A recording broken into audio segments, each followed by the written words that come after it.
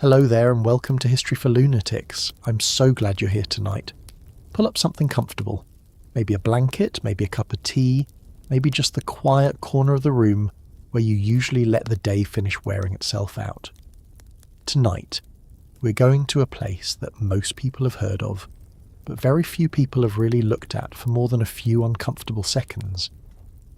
Not the Los Angeles of movie premieres, not the hills with the white letters, not the beaches where the sunlight makes the whole city look as if it was built for postcards. We're going downtown to a few dozen blocks where the sidewalks have carried more human exhaustion than almost any street in America. Skid Row. Even the name feels heavy when you say it. It sounds like something thrown away. A place at the bottom of a slope. A place people slide into when the world has no more patience for them. And that is not an accident. The phrase did not begin in Los Angeles. Long before it became attached to poverty, tents, missions, police sweeps, and men sleeping under awnings, the old phrase Skid Road came from logging country, where timber was dragged along greased wooden skids down toward rivers and mills. It was a working phrase first, rough and practical, but over time, it changed. It began to mean the part of town where men with no steady work gathered. The place near the tracks. The place near the cheap rooms. The place where a man could disappear for a night or a week, or the rest of his life. And in Los Angeles, that old phrase found one of its most lasting homes. Before we go any further, let me ask you something. Where are you listening from tonight? Are you in a city where there is a street everyone knows not to walk down after dark? Are you somewhere quiet, where homelessness feels distant until you pass someone outside a gas station or under a bridge? Or are you close to a place like this? Close enough that you have learned how to look away without making it obvious? I ask because Skid Row is not just a Los Angeles story. It is an American story. It is a story about how a country organizes its discomfort. It is about where a city puts the people it does not know how to house, does not know how to heal, and does not really want to see.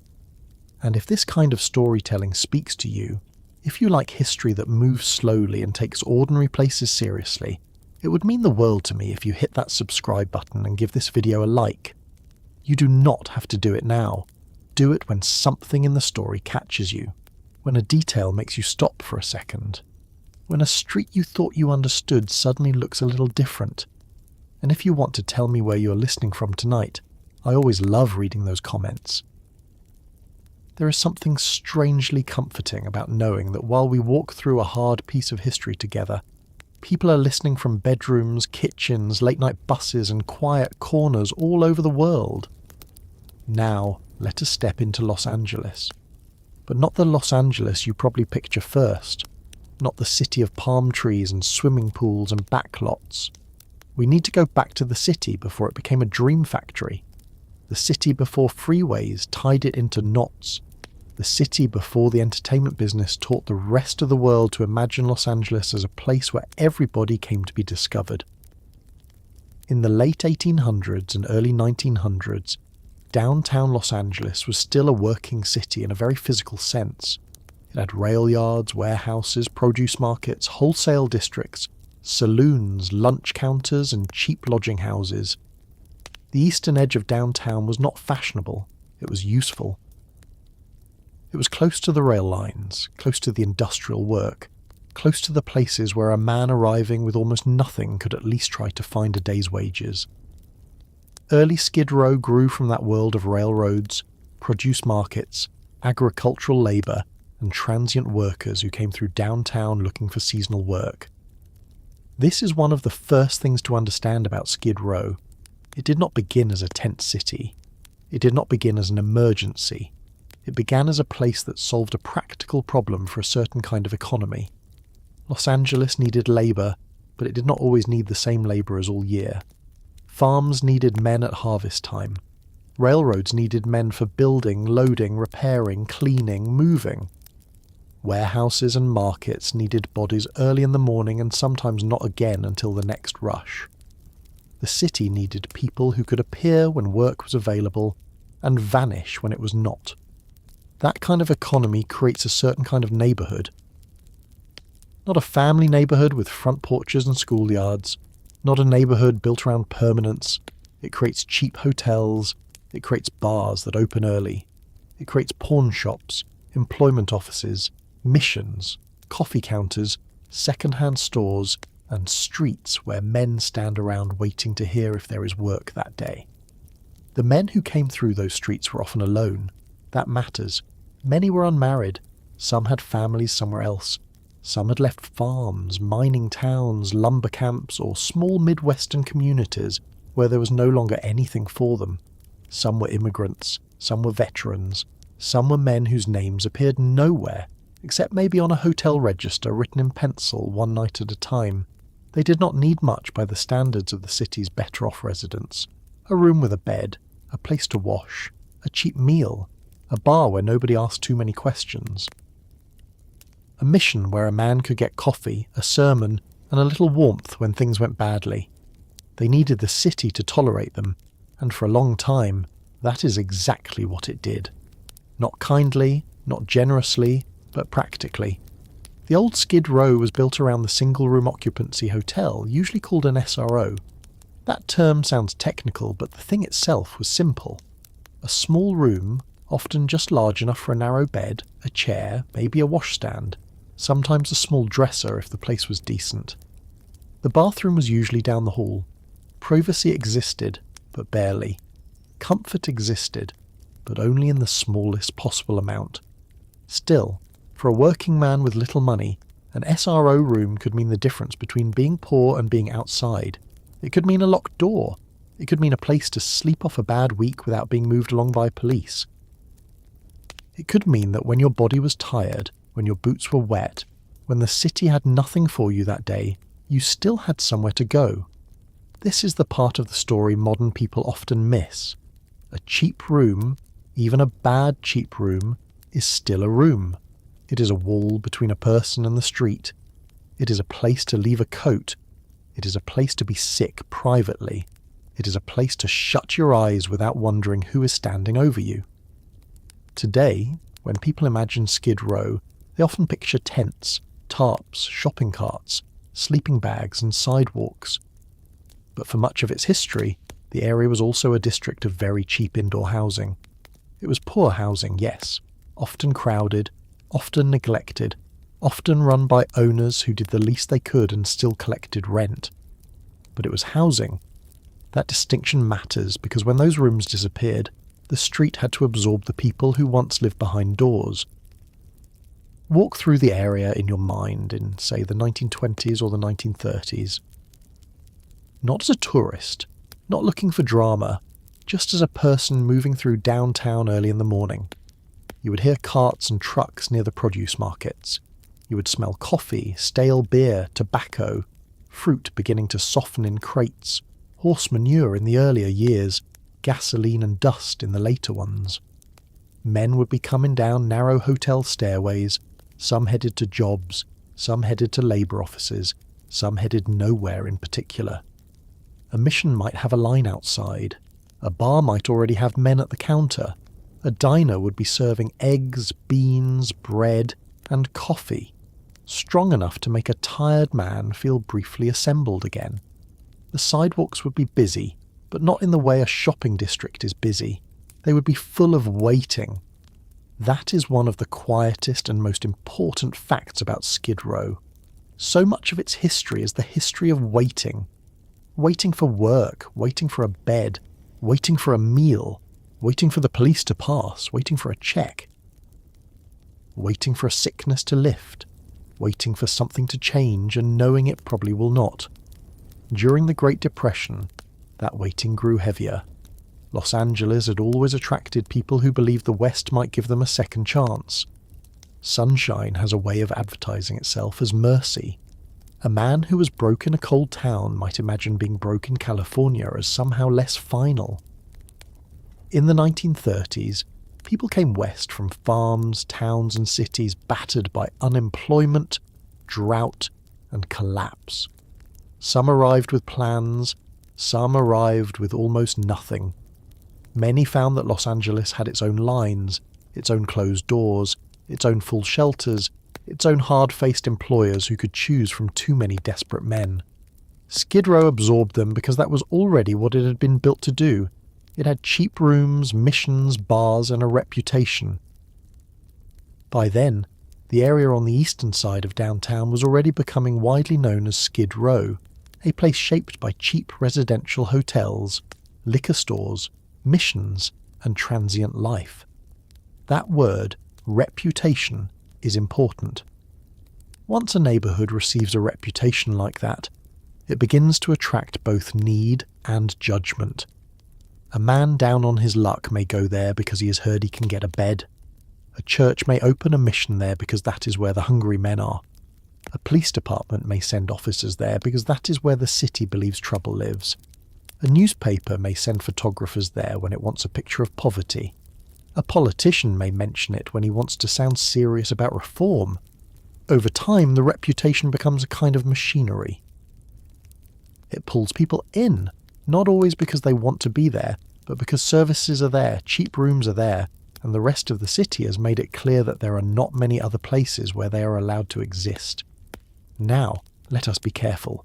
Skid Row was never only one thing. It was not only misery, it was not only danger, it was not only addiction. There were men who worked from those rooms for years. There were people who built routines there.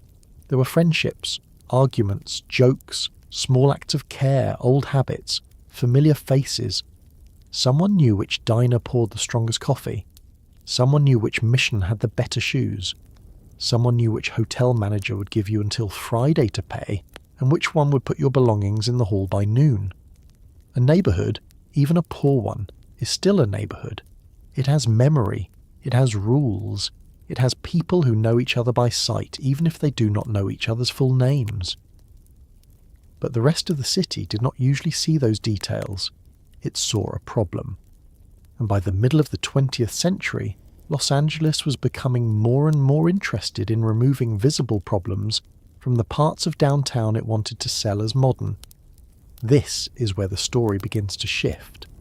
The rail and labour Skid Row of the early century slowly became the urban renewal Skid Row of the post-war years. Downtown Los Angeles wanted office towers, civic buildings, parking lots, financial districts, and clean lines. Old Victorian houses on Bunker Hill were demolished. Older hotels were cleared. Whole blocks were treated as if age itself were a disease. In many American cities, the same pattern unfolded. The cheap housing that poor people relied on was described as blight. The rooms were shabby, and many truly were. The plumbing was bad, the wiring was bad, the ownership was often bad. But when cities tore those places down, they rarely built new housing that the same people could afford. This is one of those historical details that sounds simple until you really sit with it. A city can demolish a bad room in a single day. It cannot demolish the need for that room. The need simply moves. It moves to another hotel if one exists. It moves to a shelter if there is space. It moves to a doorway if there is not. It moves under cardboard, under a bridge, beneath a tarp, beside a shopping cart, into a body that is now expected to endure weather, noise, fear, sickness, and humiliation in public. When low-cost rooms vanish, homelessness does not vanish with them. It becomes more visible, and Skid Row became more visible. The area officially known as Central City East still contains many SRO hotels, social service facilities, and warehousing sites connected to the older industrial character of downtown. That mix is not accidental. The same things that once made the neighbourhood useful for transient labour also made it useful as a place to concentrate poverty. It was near downtown, but not in the polished centre of downtown. It was industrial enough that people with money did not fight as hard to live there. It already had missions and service providers. It already had cheap rooms. It already had a population the city considered difficult. So when Los Angeles faced the question that many cities faced in the 1960s and 1970s, what do we do with the people who have nowhere to go? The answer that emerged was not to spread responsibility evenly across the city. The answer was to hold it here. That is how a neighbourhood becomes a container. By the 1970s, city leaders, planners, property owners, service providers, activists and residents were all struggling over what Skid Row should become. Some wanted it cleared, some wanted it redeveloped, some wanted the poor pushed out so downtown could expand without embarrassment. Others fought to preserve the SRO hotels because they understood something that seems obvious now but was politically difficult then. If you destroyed the last cheap rooms, you would not solve homelessness. You would manufacture more of it. Out of that conflict came the policy that would define Skid Row for decades: containment. The 1976 approach accepted Skid Row as the area where shelters, missions, services, and extremely poor residents would be concentrated rather than erased completely. It was not a clean humanitarian victory. It was not a clean act of cruelty either. It was a compromise made in a city that had already decided certain people needed borders around them. The containment plan helped preserve some low-income housing, but it also reinforced the idea that the city's poorest and sickest residents belonged inside a defined zone. There is something deeply uncomfortable about that word. Containment. We usually use it for fires, diseases, spills, threats. We contain what we do not want spreading, and once you hear it applied to human beings, it becomes hard to forget. The idea was that Skid Row would have services, restrooms, benches, missions, cheap housing, and familiar streets, while the rest of downtown would have development, investment, office towers, theatres, banks, and shoppers who did not want to step over someone sleeping on the sidewalk. Some people defended the idea because they believed it protected the residents from total displacement. Others condemned it because it made poverty easier to ignore. Both things can be true at once. History is often like that. It does not always give us clean villains and clean rescuers. Sometimes it gives us desperate compromises that save something real while damaging something else. Imagine being a man living in one of those SRO hotels in the late 1970s. Your room is small. The hallway smells like bleach, cigarettes, and old carpet. Downstairs, the street is loud. You know the mission schedule. You know where the police are more likely to bother you and where they usually let people be. You know which blocks belong to Skid Row and which blocks feel different the moment you cross them. On one side, you are poor but expected. On the other side, you are poor and out of place. That is containment working not just on maps, but inside the body. You learn where you are allowed to stand. You learn where your presence becomes a problem. You learn the invisible border. Now bring that forward. Bring it slowly through the 1980s, through factory closings, cheap drugs, deinstitutionalization, welfare cuts, rising rents, lost SRO units, mass incarceration, and a downtown economy that had less and less room for the kind of men Skid Row once housed. The old railroad labour economy faded, but the neighbourhood remained. The rooms remained for a while, then many disappeared. The missions remained, the police remained, the reputation remained. The need grew larger than the old system could hold, and by the time the country finally began speaking about homelessness as a national crisis, Skid Row was already there, already waiting with its blocks, its missions, its sidewalks, and its long history of absorbing what the rest of the city pushed away. Today, Skid Row is often described in numbers because numbers are easier to manage than faces. About 50 square blocks, thousands of people experiencing homelessness, a large share living unsheltered. The densest concentration of homelessness in Los Angeles County, with severe rates of mental health crises, substance use, HIV/AIDS, and overdose deaths. Los Angeles County's own description of Skid Row says that in 2024, the neighbourhood had an estimated 3,800 people experiencing homelessness, about 70% of them unsheltered.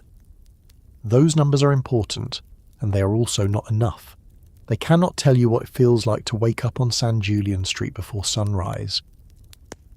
They cannot tell you what a person keeps in the bottom of a cart because losing it would mean losing the last proof that he once had another life. They cannot tell you how long a night is when the sidewalk is your room and every sound might be nothing or might be danger. This is why the story has to move slowly. Because if we rush, Skid Row becomes a symbol too quickly. It becomes a phrase people use in arguments. It becomes evidence for whatever they already believed about poverty, addiction, crime, housing, policing, or personal responsibility. But before it was a symbol, it was a place. Before it was a homeless capital, it was a labour district. Before the tents, there were cheap rooms. Before the cheap rooms, there were railroads and warehouses and men arriving with bags in their hands. Before the city called it containment, it was already a container built by work, geography, neglect, and need. What makes Skid Row so painful to understand is that it did not become America's homeless capital because one thing went wrong. It became that because many things went wrong in the same place over many decades, and because each generation made decisions that seemed manageable at the time. Put the cheap hotels near the work, put the missions near the men, put the police where the complaints are, put the services where the poor already gather, preserve the SROs, but also keep the poverty inside a boundary. Tear down the worst buildings, but do not replace the lost rooms. Clear the sidewalk, but do not create enough places for people to go. Move people along, then act surprised when they appear on the next block. There is no single night when Skid Row became Skid Row, no single vote, no single train arriving, no single hotel opening, no single tent being pitched. It happened gradually, the way a stain spreads through cloth before anyone admits how large it has become. A rail district became a lodging district. A lodging district became a mission district. A mission district became a containment zone. A containment zone became a national image of homelessness. And somewhere inside all those labels were human beings doing the ordinary things human beings do when they are tired and broke and trying to make it through another day. One man looking for work. One woman trying to stay awake because sleeping outside is dangerous. One veteran who came downtown because the services were there. One old hotel resident listening through thin walls. One outreach worker learning names one by one. One shopkeeper hosing down the pavement in the morning. One police officer telling people to move. One person moving because he has been told to move so many times that movement itself has become part of survival. So tonight, as we begin, do not picture Skid Row only as it appears in the harshest photographs. Do not picture only the tents, the sirens, the trash bags, the misery people zoom in on because misery is easy to sell. Picture the layers underneath. Picture the railroad tracks. Picture the cheap hotel stairs. Picture men in work boots waiting outside labour offices. Picture a mission bell. Picture a room so small that the bed nearly touches both walls, and then remember that for someone, that room was the difference between being indoors and being nowhere. Picture downtown Los Angeles learning slowly and deliberately how to place its poorest residents just far enough away from the bright parts of the city that everyone else could keep moving. And once you see that, the next question becomes harder to avoid. What was life actually like in those early Skid Row streets before the tents became the image, before the word homelessness carried the meaning it carries now, when the neighbourhood still ran on rail schedules, day labour, cheap beds, bars, missions, and men who lived one job, one meal, one rented room at a time? Before there was a Skid Row in Los Angeles, there was a different kind of American poverty moving across the country on steel rails. Not the poverty of a family staying too long in one rented room. Not the poverty of a worker whose paycheck failed to stretch to Friday.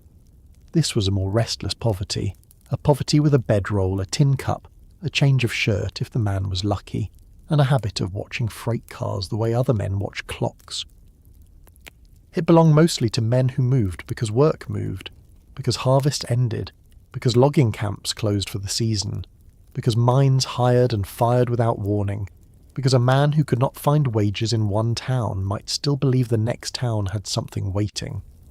In the late 1800s, that movement became one of the defining facts of American life. The railroads did not simply connect cities. They created a new kind of wandering worker, a man who could cross distances that would have been nearly impossible a generation earlier, and who could arrive in a city with no plan beyond finding the next meal and the next job. When Americans first began using the word homelessness in the 1870s, it was often tied to itinerant tramps travelling the country in search of work, and public discussion focused less on housing itself than on fear that these wandering men had slipped outside settled domestic life. That detail matters because it shows how differently the country understood the problem at first.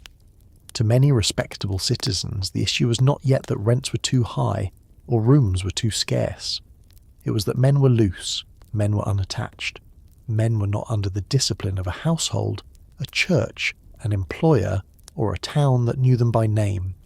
They were poor, yes, but what frightened people was the way they moved. A poor family in a neighbourhood could be pitied, judged, assisted, watched, and sometimes controlled. A man riding the rails was hard to place. He came and went. He gave a name that might not be his. He slept in fields, sheds, cheap lodging houses, police stations, missions, or beside the tracks. He was visible and untraceable at the same time. That is the older world underneath Los Angeles Skid Row.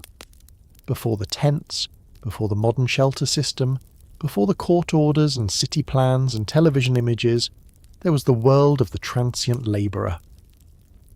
The man who arrived by train and stood near the station because that was where information moved.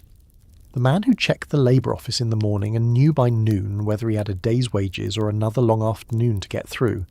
The man who might work a citrus harvest one month, a railroad job the next, unloading freight after that, then nothing at all for 2 weeks. He was not always homeless in the modern sense. Sometimes he had a room. Sometimes he had a bunk. Sometimes he had a rented bed for one night. But he was not securely housed. He lived in a narrow gap between employment and exposure, and the city around him built just enough infrastructure to use him without really welcoming him. Los Angeles became part of that system as the railroads tied Southern California more tightly to the rest of the country. The city's Skid Row first emerged as a distinct community in the 1880s near a Southern Pacific Railroad passenger terminal, and it quickly became a place where transient labourers rode in, found cheap rooms, and looked for paid work. That was not an accidental location. The eastern side of downtown was close to rail activity, close to the produce markets, close to warehouses and industrial uses, close to the kinds of jobs that did not require a long interview, a clean collar, or a permanent address. The men who came there were not arriving in the Los Angeles that later sold itself as sunshine and glamour. They were arriving in a work town, a city of freight, smoke, cheap meals, and seasonal labour. The city needed their bodies when work was available. It did not necessarily need their lives. Picture the rail yards in the early morning, not the clean model train version of history, but the real thing. Metal wheels grinding against track, men shouting numbers. Crates being dragged and stacked, the smell of coal smoke first, then oil and gasoline as the century turned. Produce coming in from farms, citrus, beans, potatoes, onions, whatever the season had forced out of the soil. Horses still present in the older years, trucks becoming common in the newer ones. Men in worn coats moving between the edge of the station and the blocks where cheap rooms were known to be available. Some had slept indoors, some had not. Some had money from yesterday, some had already spent it. Most were waiting for the same thing, which was a chance to turn the day into cash. The city around them knew how to profit from uncertainty. A steady family neighbourhood needs schools, churches, grocers, laundries, furniture stores, and houses built for years of life. A transient labour district needs a different set of institutions. It needs rooming houses, flop houses, saloons, pawn shops, second-hand clothing stores, cheap barbers, rescue missions, employment agencies, and diners willing to serve a man who may have only a few coins. It needs hotels that do not ask whether a guest intends to stay a year, because the answer is usually no. It needs beds rented by the week, the night, and sometimes by the shift, where one man leaves in the morning and another takes the same mattress before dark. It needs places where a person with no family nearby can be anonymous, and anonymity is sometimes a form of shelter. This is where the single-room occupancy hotel becomes so important. We hear SRO now, and the term can sound like policy language, something spoken in city meetings or housing reports. But the rooms themselves were plain and immediate. A door, a bed, a narrow space for a body, a bathroom down the hall, maybe a window, maybe not, maybe a chair if the place was not too mean. A room like that could be depressing, dirty, loud and poorly managed, but it still gave a man something the sidewalk could not give him. It gave him a place where the police were less likely to tell him to move. It gave him a few hours when he did not have to guard his shoes. It gave him a ceiling when rain came and a door when shame came. That matters. The history of Skid Row is impossible to understand if we forget that some of the housing people later called blight had once been the last cheap indoor housing available to people with almost nothing. In American downtowns, cheap lodging districts often formed around single workers who lived outside private households and were pushed away socially from the rest of the city. Los Angeles had its own such district around South Main Street, just as New York had the Bowery and Chicago had West Madison Street. That comparison is useful because it reminds us that Los Angeles was not unique at first. Almost every large American city had a place like this, a zone of cheap beds and low-status men, a place where respectability thinned out, a place people talked about more than they visited. These districts were not yet the modern encampments we imagine. They were crowded with hotel rooms, lodging houses, cheap restaurants, theatres, bars, missions, and the services that gathered around men who were poor but mobile. They were part of the labour system, and they were also part of the moral geography of the city. Respectable people needed the work those men performed, but they did not want to share space with them longer than necessary. Think about that phrase, moral geography. It sounds academic, but the thing itself is simple. Cities teach people where different kinds of lives are supposed to happen. Wealth has its streets, government has its buildings, shopping has its avenues, work has its yards and warehouses. Poverty gets placed too. Not always by a single law, not always by a clean decision, but by habit, rent, policing, transportation, and fear. In early Los Angeles, the men without stable homes were drawn to the tracks and the cheap lodging because that was where the city made room for them. But the room it made was conditional. You could be there if you were useful.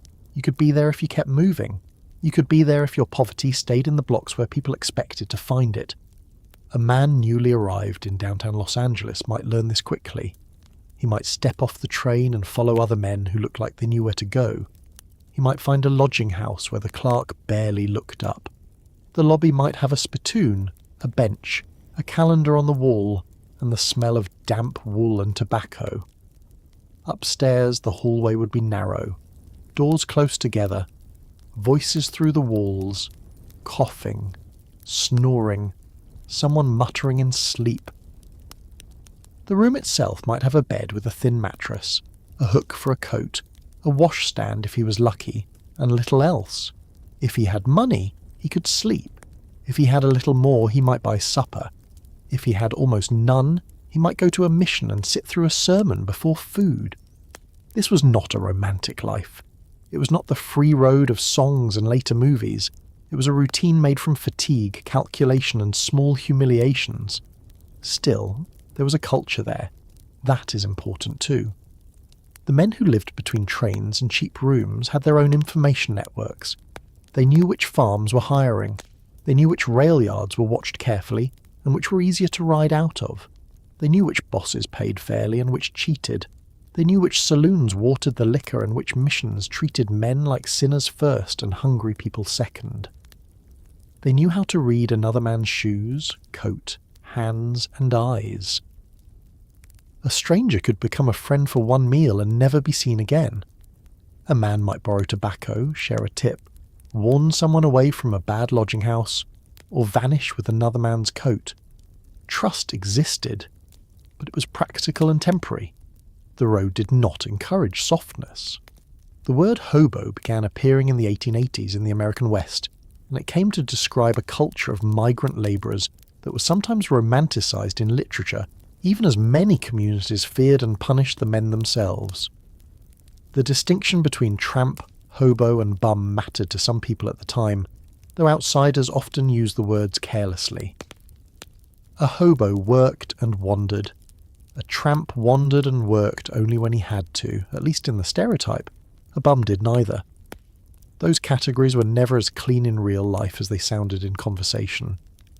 A man could move from one to another depending on the season, his health, his luck, his drinking, his age, and how long the city had been refusing him. Labels helped respectable society simplify what it did not want to understand. The men themselves lived inside conditions much more changeable than any label could hold. The older Skid Row also had alcohol at its centre, and it would be dishonest to soften that. Saloons were everywhere in districts like this because they met several needs at once. They offered warmth, company, credit, escape, and a place to sit that was not a church mission or a police bench. For a man who had spent all day being unwanted, a saloon could feel like the one room where his presence made sense. But alcohol also helped destroy men who were already close to the edge. It spent wages quickly. It made fights easier. It gave police a reason to arrest. It turned a missed job into a lost week. Reformers saw the saloons and believed they had found the cause of the problem. They were not entirely wrong, but they were not entirely right either. Drinking was part of Skid Row because pain was part of Skid Row, because loneliness was part of it, because the work was unstable, because the rooms were bleak, because men who had nowhere to be in the evening still needed somewhere to go. That is where missions entered the story. Religious missions did not simply appear because people were kind, though many individual workers were kind. They appeared because Skid Row districts represented a spiritual and social crisis to church people.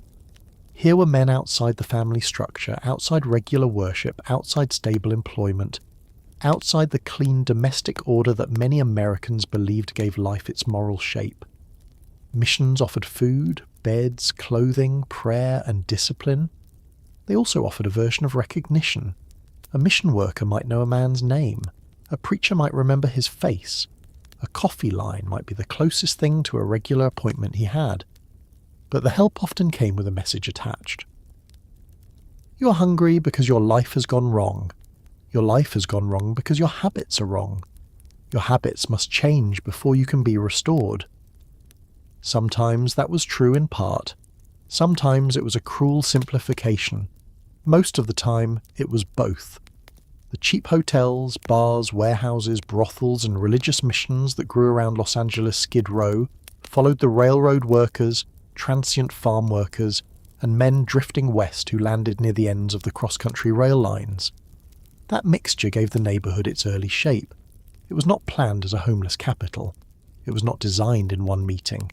It grew because the pieces fit together. The tracks brought men. The labour market used them. The hotels housed them cheaply.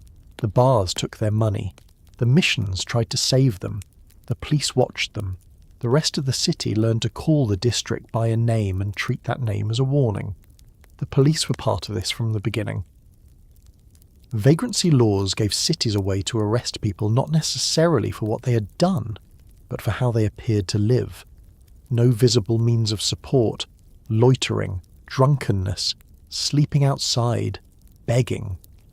Public order offences became a way to manage poverty when the city did not want to address the conditions producing it. Los Angeles used its jails heavily against transient labourers around the turn of the 20th century, and the UCLA Luskin Center report notes that public order offences connected to poverty and homelessness helped drive jail overcrowding and expansion in that period. There is a harsh logic in that. If a city cannot make a man housed, it can at least make him removable. It can move him from the sidewalk to a cell. It can turn need into disorder, and disorder into a police matter. That pattern would never fully disappear from the story.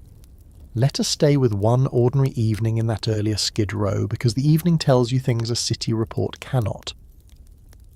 The day labour offices have gone quiet. The men who found work have either been paid or promised pay.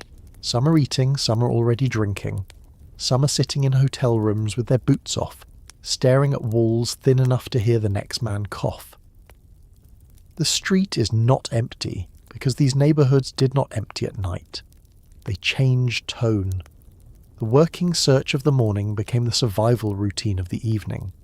A man with wages decided how much to spend and how much to keep. A man without wages decided whether to ask permission for help, find someone who owed him a favour, try to sleep somewhere unnoticed, or drink enough to stop caring for a while.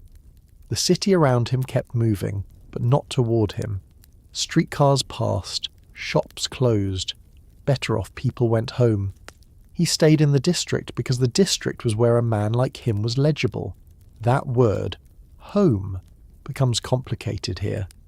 Many of these men were not homeless in the absolute sense every night. Some rented beds regularly. Some lived in cheap residential hotels for months or years. Some had a room but no household, a room but no family table, a room but no settled future. This is why the older history can be confusing if we try to force modern categories onto it too quickly. A man could be housed and still be rootless. He could sleep indoors and still belong nowhere. He could have an address that meant almost nothing, because next week he might be gone and nobody in the building would ask where. The old Skid Row was full of men living indoors at the edge of homelessness, and when the conditions changed later, many of those edges collapsed. In the mid-1920s, a casual labourer in a low-end rooming house might find a windowless hall bedroom for $2 or $3 a week, while a cubicle room or flophouse bed could cost $2 or less. Those numbers sound almost quaint now, but they were not small to the people paying them. A few dollars could be the difference between indoors and outdoors, between eating and waiting, between keeping your bundle and pawning it. Cheap rooms worked because they matched irregular wages.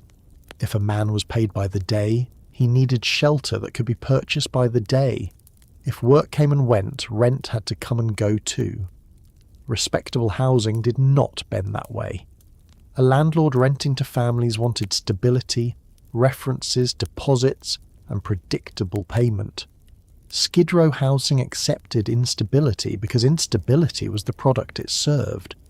This is one reason the old SRO hotels were so hard to categorise. To reformers, they were dirty, dangerous, immoral, overcrowded and degrading. Often they were. To the men who used them, they were sometimes miserable and still necessary. That contradiction sits at the centre of housing history. Bad housing can be harmful, but the destruction of bad housing without replacement can be worse. A room with a bad mattress is not justice. But a sidewalk is not reform. Cities repeatedly confuse demolition with improvement, as if tearing down the evidence of poverty meant poverty itself had been addressed. Los Angeles would make that mistake later with consequences that are still visible. Another thing to remember is that early Skid Row was overwhelmingly male. That does not mean women were absent. Women worked in nearby businesses, lived in nearby hotels, ran boarding houses, laboured in laundries, sold sex, sought services, and survived in ways the record often treated carelessly or not at all. But the public image and the dominant population of the early districts centred on men alone, men without wives beside them, men without children asking them to come home, men without the stabilising and controlling force of family life, at least as middle-class observers understood it. This made the district seem threatening in a very specific way. It was not just poor, it was unattached. It was a place where the normal household order had thinned out and something rougher had taken its place. That roughness had sounds. Boots on stairs, dice on a table, a bottle set down too hard, mission hymns drifting into the street, a police whistle, a train breaking in the distance, a cough that lasted all winter, men laughing at something that was not really funny. It had smells too. Sweat dried into wool, cheap tobacco, frying grease, disinfectant, beer, wet pavement, old bedding, coffee. The city's official histories often flatten places like this into problems and plans, but people experienced them through the body. A man knew whether a hotel was safe by the feeling in the hallway. He knew whether a bar was troubled by the tone of the voices before he opened the door. He knew whether a police officer was moving men along that night by watching the corners. Survival was not only money, It was attention. By the 1930s, during the Great Depression, Los Angeles' Skid Row was already widely recognized as a district of cheap residential hotels, bars, liquor stores, and missions that drew transient people downtown. The Depression did not create the place from nothing. It deepened what was already there. It widened the stream of men looking for work and narrowed the chances of finding it. A district built for unstable labour now had to absorb mass unemployment. That changed the emotional temperature of the streets. The old hobo world had carried, however harshly, some expectation that movement might lead to wages. During the Depression, movement often led only to another line, another closed gate, another town full of men with the same hope and the same hunger. Los Angeles still had sunshine, but sunshine is not shelter. It still had rail lines, but rail lines could carry disappointment as easily as opportunity. And yet men kept coming. That is one of the hardest things to explain unless you imagine the alternative. Staying in a dead town was its own form of surrender. Staying on a failed farm, staying where everyone knew you had failed, staying where there was no work and no rumour of work, could feel worse than leaving with nothing. California had been selling hope in one form or another since the gold rush. Land, weather, wages, health, reinvention. A man might know better and still believe a little. Los Angeles benefited from that belief, and Skid Row received many of the men for whom the promise did not come true. There is something almost unbearably practical about how the neighbourhood functioned. A man could arrive broke and find the systems meant for broke men. Not kind systems necessarily, not generous ones, but systems, a mission line, a cheap bed, a pawn counter, a labour office, a bar where someone might tell him about work in the morning, a diner where coffee could last longer if he drank slowly. The rest of the city might reject him, but Skid Row had a use for him, or at least a place for him to stand. This is why such districts persisted. They were not accidents cluttering the city. They performed a function for an economy that needed disposable labour and for a society that wanted poverty gathered somewhere recognisable. The tragedy is that once a city builds a place for disposable people, it becomes easier to treat the people there as disposable. That is not because every hotel keeper was cruel, every police officer was brutal, every mission worker was hypocritical, or every passerby was heartless. History is rarely that simple. It is because the arrangement itself teaches a lesson. It teaches the city that some men sleep in rooms no one else would accept. It teaches employers that workers can be found without being cared for. It teaches police that poverty has a district. It teaches reformers that suffering can be visited, studied, photographed, preached over, and left behind. It teaches the men themselves that the border between being needed and being unwanted is very thin. So before Skid Row became the image America knows now, it was already carrying a heavy inheritance. Railroads had brought men into Los Angeles. Seasonal labour had kept them moving. Cheap hotels had housed them just barely. Saloons had taken in their evenings. Missions had taken in their hunger. Police had taken in their bodies when the city wanted the sidewalks cleared. Employers had taken their strength when work was available and owed them nothing when it was not. The neighbourhood grew from all of that, block by block, not as a failure outside the American system, but as one of that system's working parts. That is the uncomfortable truth sitting under the older photographs. The men outside the lodging houses were not separate from the making of Los Angeles. They helped build it, load it, harvest for it, clean it, carry it, and connect it. Their poverty was not evidence that they had never belonged to the city. In many cases, it was evidence that they had belonged only as labour. When their labour was needed, the city knew where to find them. When it was not, the city knew where to leave them. And as downtown expanded, as land values changed, as reformers and developers began looking at those cheap hotels with new impatience, the fragile indoor world that had held so many men near the edge would begin to come under pressure from every side. The first thing you have to understand about the cheap rooms of downtown Los Angeles is that they were never just rooms. They were a system, a rough one, a neglected one, often a dirty and dangerous one, but still a system that made a certain kind of life possible for people who had very little room for mistakes. Before Skid Row became the place most Americans imagined as a line of tents on a sidewalk, it was a district of doors. Thin doors, battered doors, doors with numbers painted on them, doors that opened into rooms barely larger than a bed. A man could be poor behind one of those doors. He could be sick behind it. He could be drunk behind it. He could be ashamed behind it. But for a few hours at least, he was not fully exposed to the street.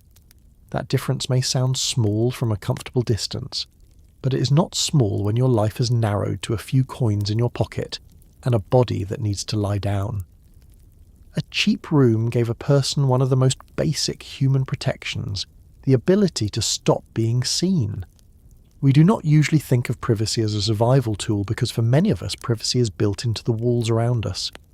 In Skid Row, privacy was rented by the night, the week, sometimes by the half day, and there were many men who could only afford it in short pieces. The single-room occupancy hotels, the lodging houses, the flop houses, and the small residential hotels of downtown Los Angeles were not comfortable places in the way most people mean that word. They were loud. They were crowded. They had shared bathrooms and narrow halls. Some had windowless rooms. Some had beds divided by wire or plywood. Some smelled of disinfectant, tobacco, damp clothing, and old heat trapped in walls that had absorbed too many lives.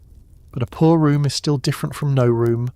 By the 1930s, the east side of downtown Los Angeles was widely known as Skid Row, shaped by cheap residential hotels, bars, liquor stores, and missions that drew transient people, and people with almost nowhere else to go.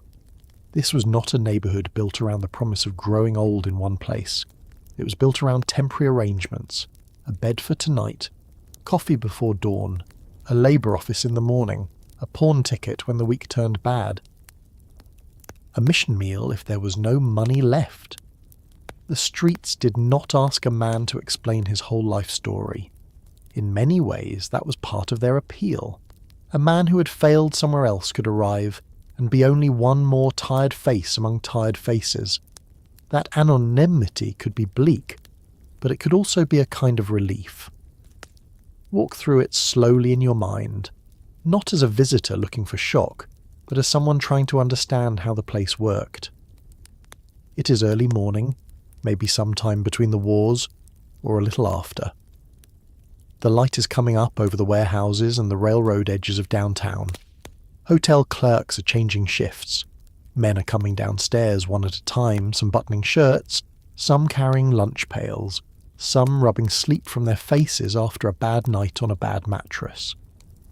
In some buildings, a night clerk sits behind a cage or a high counter, keeping track of keys and complaints. A few men owe rent and avoid looking directly at him. A few have already packed because the room is gone if they cannot pay by noon. Outside, the sidewalks begin to fill with people who are not wandering exactly, though it may look like wandering to someone passing in a car. They are checking places, looking for work, looking for someone they know, looking for a meal, looking for a drink, looking for information.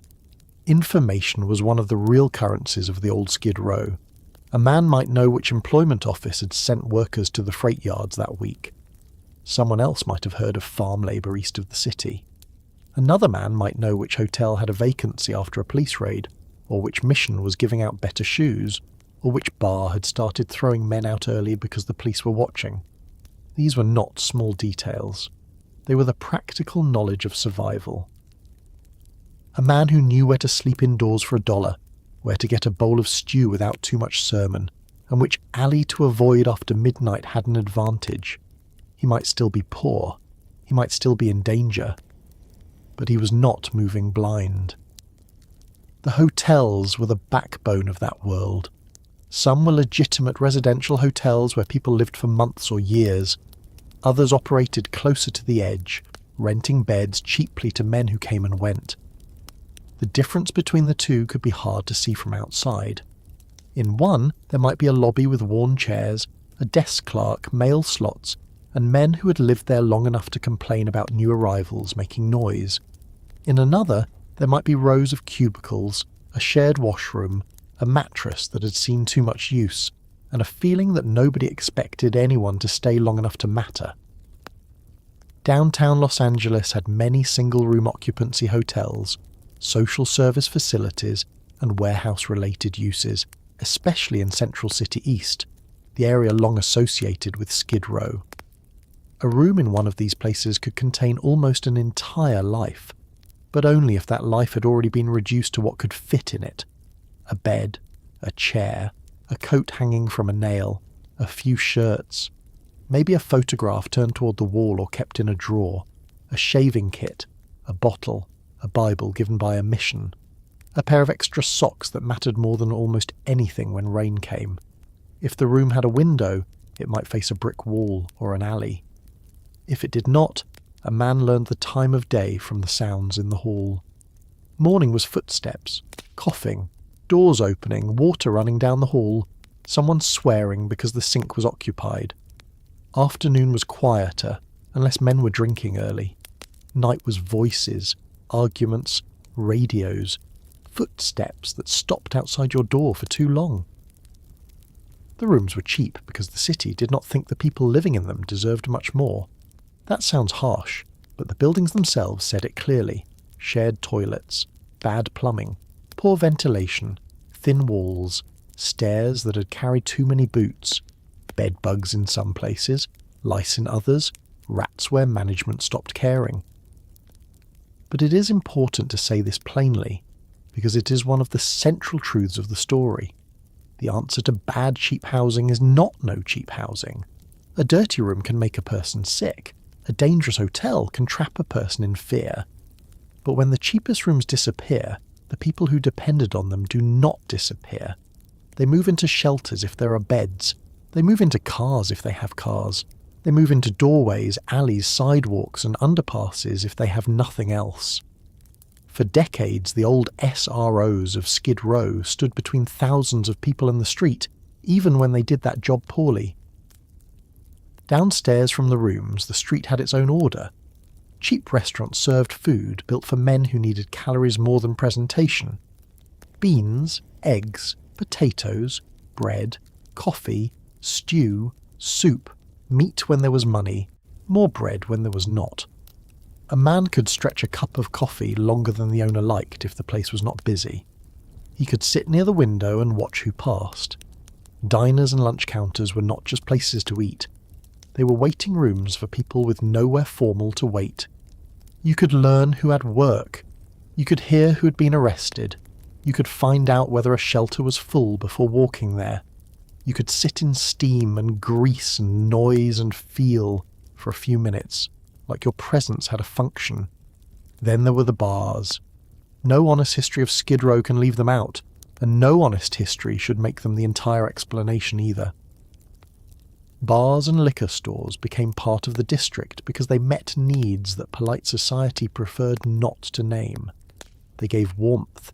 They gave company. They gave a place to stand indoors without pretending to be respectable. They gave a man with wages from a day's work the quick comfort of being served. They gave lonely men a room full of other lonely men, which is not the same as friendship, but can feel better than silence. They also emptied pockets, worsened sickness, fed fights, and helped turn temporary trouble into permanent ruin. Both things are true. The bar was shelter of a kind, and it was also a trap. Imagine a late afternoon in one of those places. The working day is ending for men who found work, and dragging on for men who did not. The bar is narrow, badly lit, and louder than it needs to be because everyone is trying not to hear himself think. A man at the counter has been paid and wants to feel rich for an hour. Another has not been paid and is trying to get someone to buy him a drink. Someone is telling the same story he told yesterday, only now the job was better, the boss worse, and the fight larger. The bartender knows when laughter is about to turn. A man asleep in the corner will be pushed awake soon if he has no money left. Outside, A mission worker passes a flyer through the door or leaves it on a crate. Inside, nobody looks at it until later. The mission stood as the moral counterweight to the bars, but the line between rescue and control was never simple. Missions offered food, beds, coffee, clothing, chapel services, prayer, and sometimes real human concern to people who'd been ignored by almost everyone else. They also required men to submit to a story about themselves. In many missions, the meal came with a sermon, the bed came with rules, the coffee came with an invitation to repentance. A man was not only hungry, he was fallen. He was not only broke, he needed saving. Sometimes the men accepted the sermon because they believed it. Sometimes they accepted it because soup was soup and a bed was a bed. Sometimes they resented it and came anyway. Hunger can make a person very practical. The Midnight Mission, founded in 1914, became one of the institutions associated with Skid Row's long history of emergency help, meals, and religious outreach. The Los Angeles Times timeline even shows men eating Thanksgiving dinner there in 1935 during the Depression years when downtown's cheap hotels, liquor stores, bars and missions made the neighborhood a magnet for transient people. If you sit with that image, not as a photograph in an archive but as a room full of bodies, it becomes less simple. Men at long tables, some grateful, some embarrassed, some talking, some silent. Some there because they had lost work, some because they had lost family, some because drink had taken over their days, some because age had quietly removed them from the labour market and left no place for them to stand. The mission did not solve the system that produced them, but it gave them something that day, and for a man with no food that cannot be dismissed.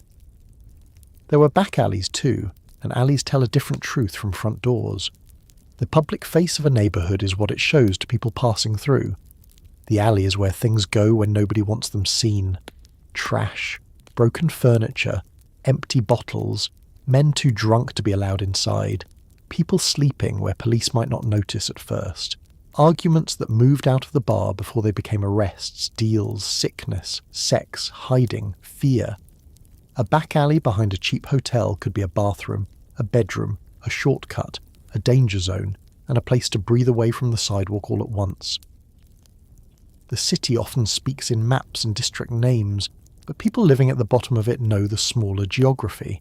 Which alley is watched, which doorway stays dry in rain, which loading dock is safe until dawn, which wall blocks the wind, which corner turns bad after midnight. In the old Skid Row, the boundary between indoors and outdoors was always fragile. A man in a hotel room could become a man in an alley with one missed payment. A man drinking in a bar could become a man sleeping behind it after one bad decision. A man standing in a mission line might have had a room yesterday and might have one again tomorrow. This is why the neighbourhood cannot be understood by separating its institutions too neatly. The cheap rooms, missions, bars, diners, pawn shops, alleys and sidewalks all belong to the same survival circuit. People move through them as need changed hour by hour. A man might wake in an SRO, eat at a cheap counter, look for work, pawn a coat, drink at a bar, sleep in a mission, and be back at the hotel 2 days later if work came through. The neighbourhood held him, but loosely. The people outside the district often saw only disorder. They saw men loitering, men drinking, men sleeping in public, men crowding sidewalks, men who did not look clean, did not look employed, did not look attached to any respectable household. From a distance, it was easy to decide that Skid Row was a place of personal failure, but up close, the picture was more complicated. Some men worked whenever work was available. Some were injured. Some were too old for the labour market that had used their bodies when they were younger. Some were mentally ill in a time when mental illness was poorly understood and often punished. Some were addicted. Some were simply poor in a city that had no patience for people whose lives did not move upward. Many were several of those things at once. This is one of the reasons Skid Row became so hard for officials to talk about honestly. It gathered together different problems that needed different answers. Housing need, alcoholism, unemployment, old age, disability, mental illness, loneliness, criminalisation, lack of family support, racism, bad labour markets, cheap urban land, religious charity, police pressure. Each person on the street might represent a different mixture of those forces, but cities prefer categories. They prefer to call a district blighted or dangerous or immoral or in need of redevelopment. Categories are easier than individual lives. A man in a file becomes a vagrant. A man in a mission line becomes one of the homeless. A man in a rooming house becomes part of a population, but he still wakes up as himself. For much of the early and middle 20th century, the people most associated with Skid Row were single men, many of them white, though black residents and other minorities were also present and often faced harsher conditions and fewer choices. A UCLA history report on homelessness in Los Angeles notes that during the Depression, many people driven into homelessness ended up on Skid Row, with the homeless population then largely composed of white, single men. While African Americans were disproportionately represented relative to their share of the city's population, that detail matters because Skid Row was never outside the racial history of Los Angeles. Who could rent where? Who could get work? Who faced police suspicion faster? Who had family networks in the city? Who was refused from certain rooms or services? All of that shaped survival. Poverty is never just poverty when it passes through a city already organised by race and class. The district also had rhythms of payday and collapse.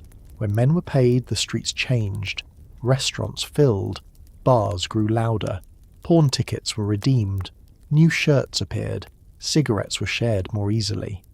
A man who'd been invisible yesterday might stand taller for a few hours because he had money in his pocket. Then the money moved. Rent, food, drink, debts, cards, women, medicine, tobacco, a new pair of socks, a cheap movie, another drink. By Sunday or Monday, depending on the man and the week, the same face might be back in line at the mission. Reformers pointed to this and saw moral weakness. They were not always wrong about destructive habits, but they often missed the larger truth. Irregular work creates a regular life. When wages come in bursts, survival also comes in bursts. Planning for the future requires believing the future will arrive with something better than the present. Many men on Skid Row had learned not to count on that. The movie theatres and cheap entertainments of the area mattered too. A man could buy a little darkness and sit among others without having to explain himself. This is something we should not overlook. Entertainment was not only frivolous, it was shelter from thought. A cheap movie, a card game, a newspaper, a radio in a hotel lobby, a fight broadcast in a bar. These things allowed men to step out of their own circumstances for a short while. The city offered very few respectable pleasures to a poor man alone. Skid Row offered rough ones. That does not make them harmless, it makes them understandable.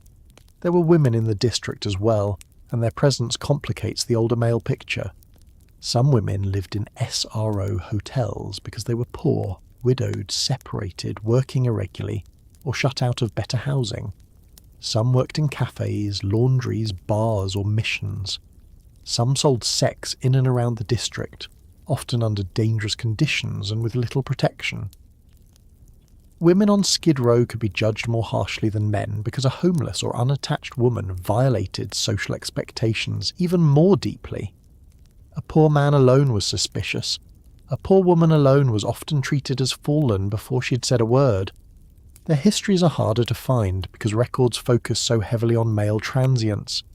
But the neighbourhood was not empty of women, and no serious telling should pretend it was. Inside the hotels, management could range from indifferent to predatory to surprisingly protective. A clerk might know every resident's habits, and still pretend not to. A manager might throw a man out the moment rent was late, or quietly let him slide until Friday, because he had seen the man come back from work before. In poor neighbourhoods, rules are often personal. That could save someone or expose him. A strict owner might keep a building safer by refusing trouble. A corrupt one might allow gambling, dealing, violence, or exploitation as long as money came in. Tenants had little power. Complaining too loudly could cost a room. Silence was often the price of staying housed. The physical buildings shaped behaviour. Narrow halls meant everyone heard everyone else. Shared bathrooms meant privacy was always negotiated.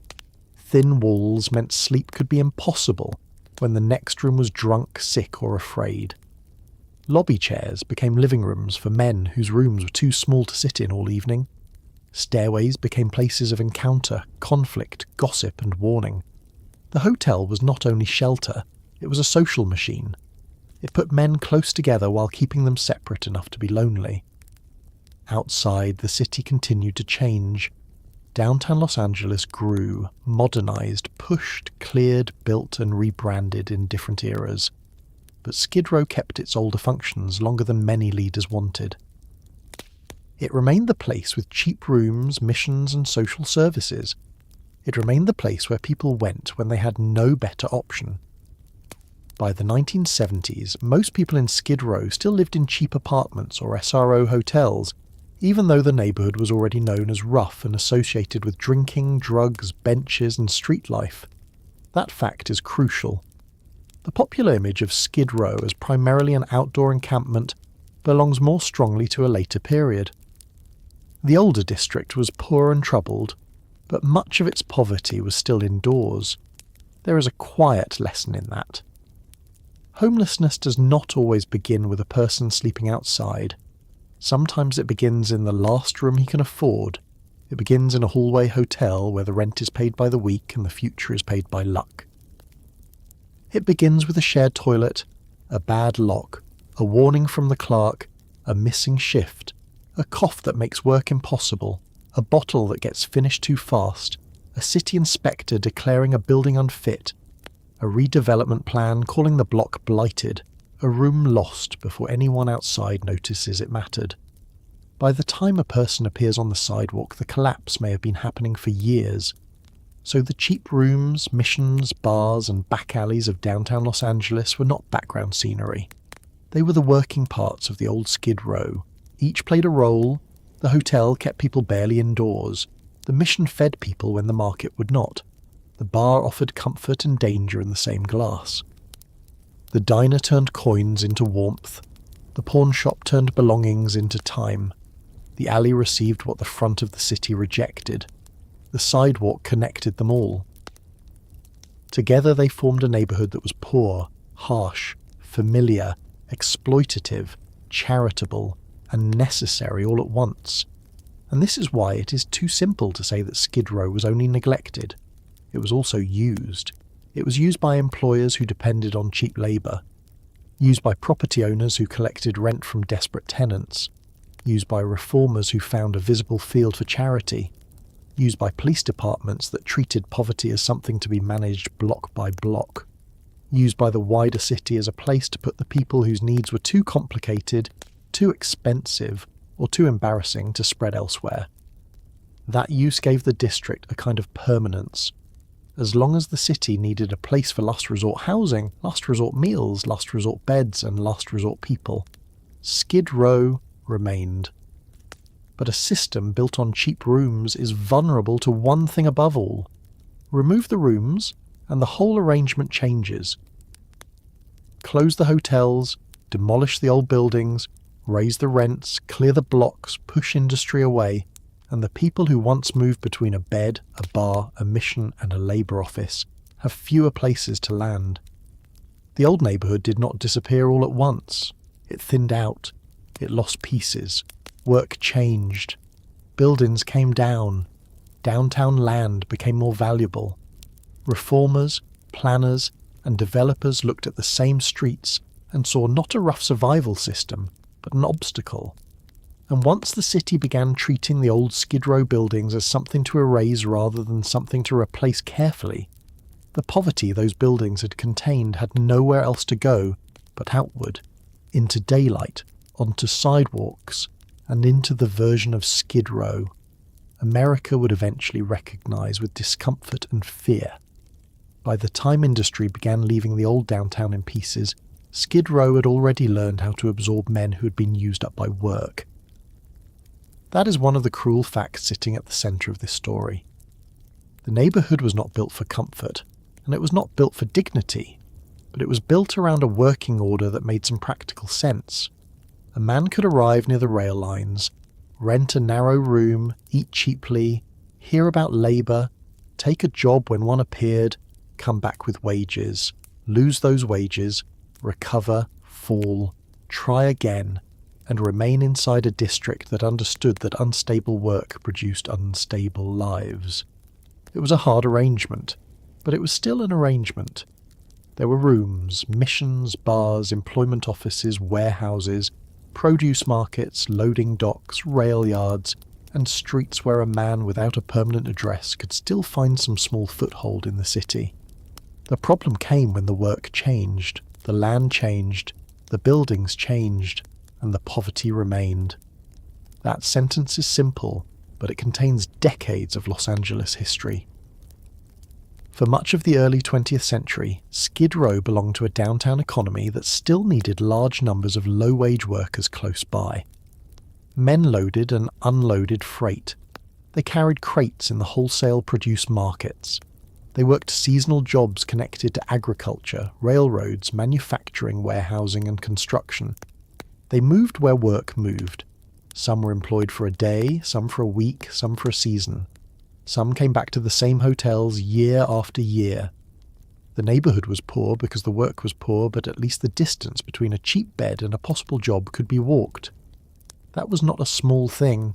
A man without a car, without savings, without a phone, and without a clean shirt for an interview needed work close enough to hear about and reach before someone else got it. Then Los Angeles began becoming a different kind of city. Not overnight. Cities almost never change overnight, no matter how dramatic their histories sound afterward. The change came through many smaller shifts. Freight moved differently, warehousing patterns changed, rail lost some of its centrality to trucking, manufacturing dispersed, industrial land was repositioned, suburbs grew outward, freeways carried people and goods around old downtown instead of through it. Employers moved away, closed, automated, relocated, or began hiring through systems that no longer depended as heavily on men waiting near the cheap hotels. The old downtown labour market did not simply vanish in one clean motion. It thinned. It became less reliable. It asked for different skills. It moved farther from the men who had once depended on its irregular openings. For the men in Skid Row, that thinning mattered in the most basic way. If you live one day at a time, a small change can be enormous. A loading dock that hires 10 men instead of 20 is not an economic trend when you are the 11th man. It is the difference between a room and a bench. A warehouse moving farther out is not urban restructuring when you cannot afford the bus fare or do not know whom to ask for work there. It is simply a closed door. A produce market needing fewer casual hands is not modernization when your body is your only credential. It is hunger. And as the older industrial economy loosened its hold on downtown, Skid Row was left with the people who'd been shaped by that economy, but not carried into the next one. This is one of the reasons the story becomes so painful. The neighbourhood did not empty when work left. It filled differently. Younger men still came. Older men stayed. People whose health had been broken by years of labour stayed. Men who had once been useful stayed after the market no longer had much use for them. People with disabilities, addictions, mental illness, and long histories of unstable housing became more visible because the older flow between cheap rooms and casual labour was breaking down. A district that had once operated, however poorly, as a rough labour reservoir began to look more like a holding place for those the economy had no plan to reabsorb. At the same time, downtown Los Angeles was changing in the eyes of people with power. The same streets that reformers and officials had tolerated when they seemed tied to work began to look like wasted land. There were old buildings, cheap hotels, warehouses, aging infrastructure, liquor stores, missions, and people on sidewalks. To business leaders and redevelopment agencies, this looked like blight. That word did a great deal of work in mid-20th century American cities. It made whole neighbourhoods sound diseased. It allowed officials to speak about clearance as if they were performing surgery. It turned low-income housing, ageing buildings, and inconvenient people into obstacles to progress. A room might be someone's last protection from the street, but on a redevelopment map it could appear as a problem parcel. A hotel lobby might be a poor man's living room, but to someone seeking investment downtown, it was evidence that the area needed cleaning up. Los Angeles had already shown how aggressive redevelopment could be. Bunker Hill, once a neighborhood of Victorian houses, apartments, rooming houses and poorer residents above downtown, was targeted for urban renewal and largely cleared over decades to make way for office towers, civic buildings and modern development. The logic of clearing blight was not unique to Skid Row. It was part of the broader post-war approach to remaking downtown American cities. And once a city learns to see old, low-income neighborhoods as land waiting to be corrected, the people living there become easier to treat as temporary, even if they have nowhere permanent to go. Skid Row stood close enough to downtown power to be valuable, and far enough from downtown respectability to be vulnerable. It had land that could be redeveloped, buildings that could be condemned, hotels that could be closed, and residents with very little political power. But there was also a problem for those who wanted a clean sweep. Skid Row contained a large share of the city's cheapest housing, and many of the services used by the poorest residents. Until the 1970s, most people in Skid Row still lived in cheap apartments or SRO hotels, rather than in the large outdoor encampments that later came to define the area in the public imagination.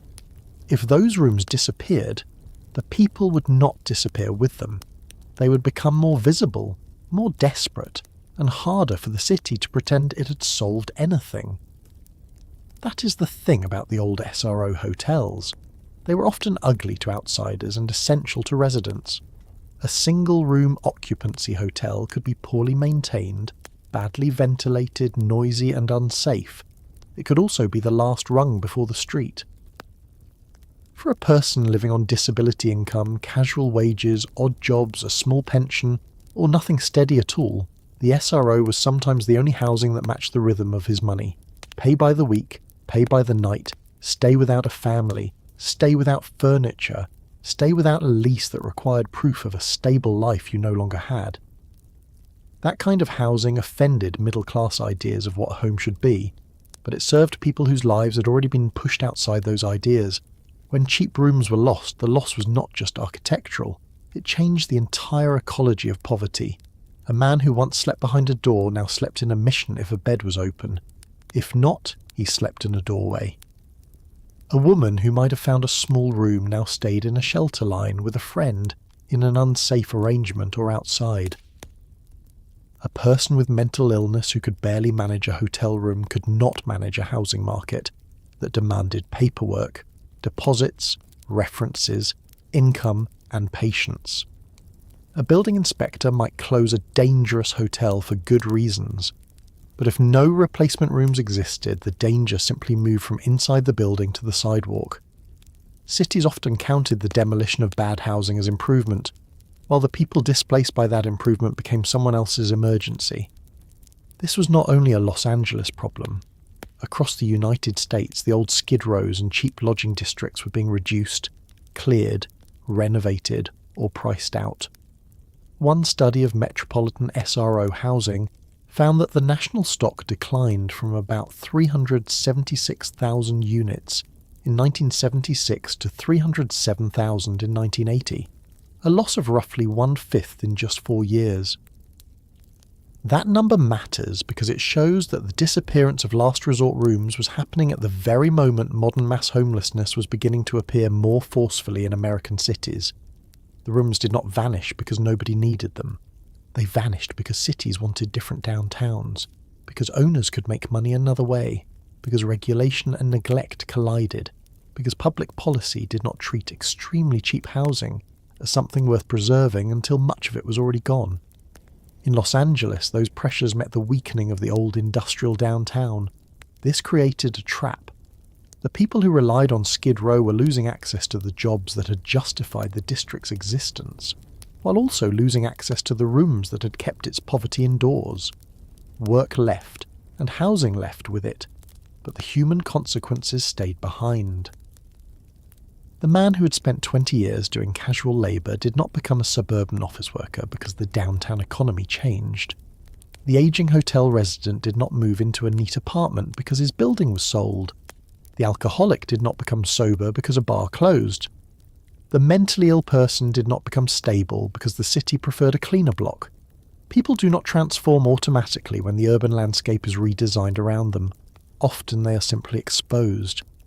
Now we have to talk about another major force that arrived in the same period, and it changed Skid Row in ways the older railroad and labour district had not been built to handle: deindustrialization.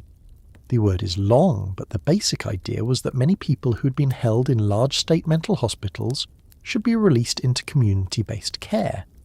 In theory, this was humane. Many state hospitals had become overcrowded, abusive, and isolating. People with mental illness had rights.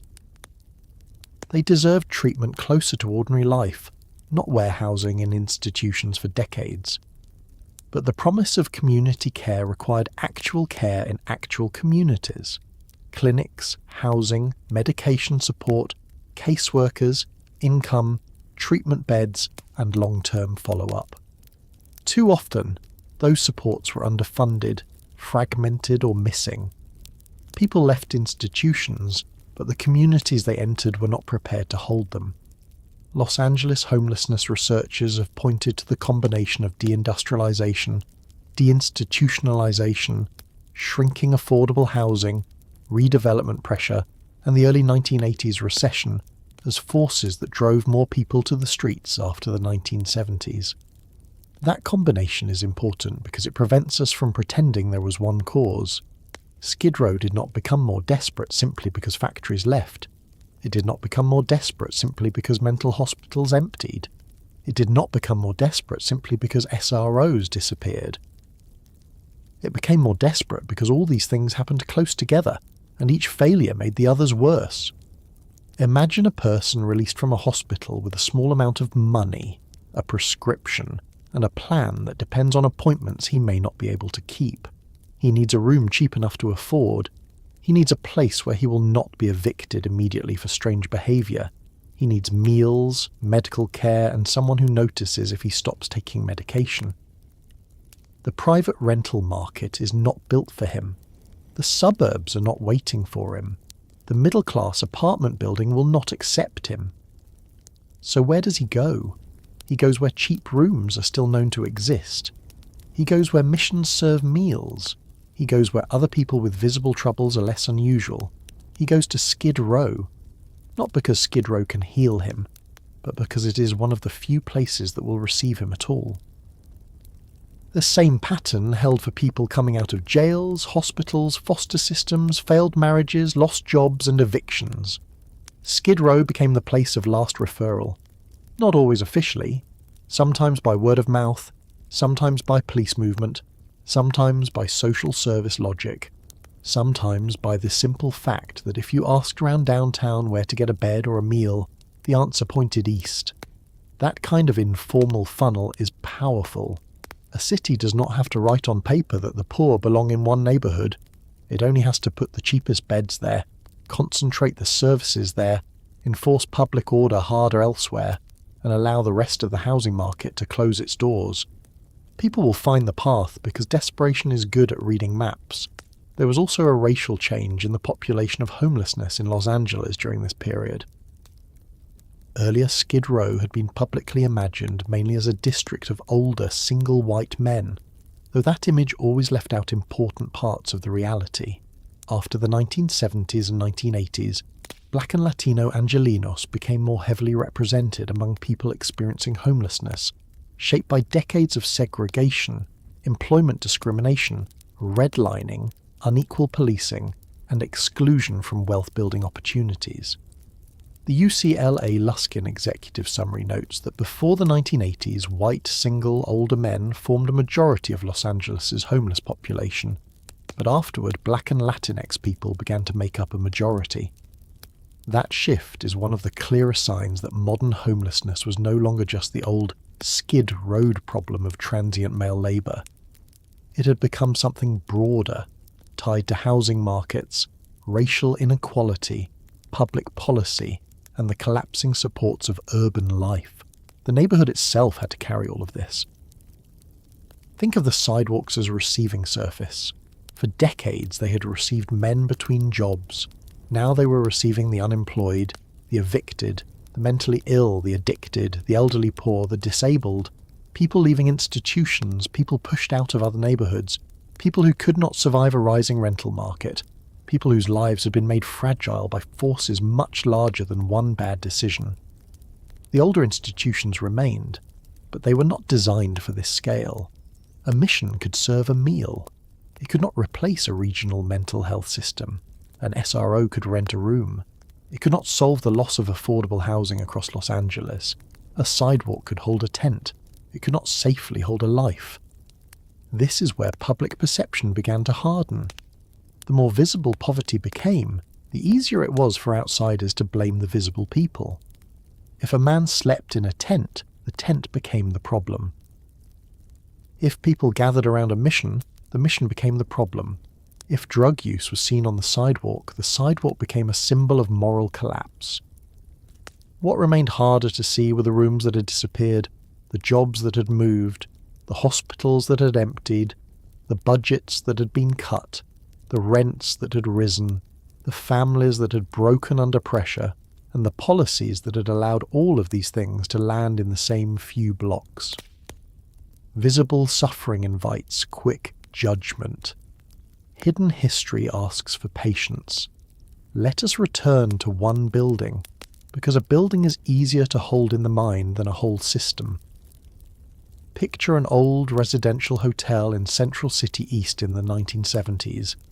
It was built decades earlier, maybe when the railroad economy still gave the area a steady flow of single men. Its lobby is worn. Its elevator is unreliable if it has one. The rooms are small. The plumbing is old. Some residents have lived there for years. A few work odd jobs. Some drink heavily. Some receive checks. Some are old enough that nobody expects them to work again. A mission is nearby. A bar is nearby. A diner is nearby. The building is not good housing, but it is housing. Then the owner stops maintaining it properly, or the city cites it, or redevelopment pressure rises, or the land becomes more valuable than the rent, or a fire makes closure inevitable. The tenants scatter. Where do they go? A few find other rooms, a few enter shelters, a few leave the area, some end up outside. From the city's point of view, one bad building is gone. From the street's point of view, 20 or 50 or 100 more people are now looking for somewhere to sleep.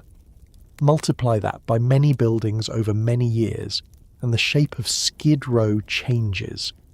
The change was not only physical, it was psychological. The old Skid Row resident might have understood himself as a worker down on his luck, a drinker, a loner, a hotel man, a pensioner, a roadman who had slowed down. The newer Skid Row resident was more likely to be described by systems: homeless, mentally ill, addicted, service-resistant, chronically unhoused, criminalised, disabled.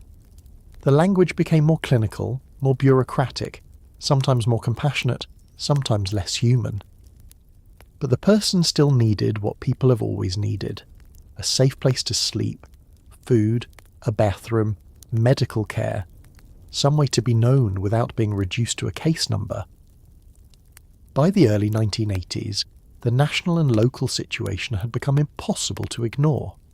Los Angeles was being identified as having one of the largest homeless populations in the country, and a 1984 federal estimate placed LA ahead of or near other major cities in the scale of homelessness.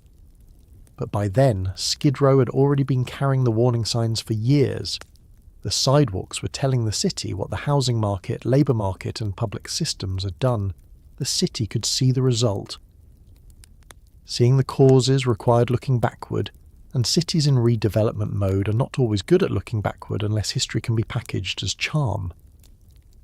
There is something especially bitter about the fact that downtown Los Angeles was becoming more valuable, while the people in Skid Row were becoming more vulnerable.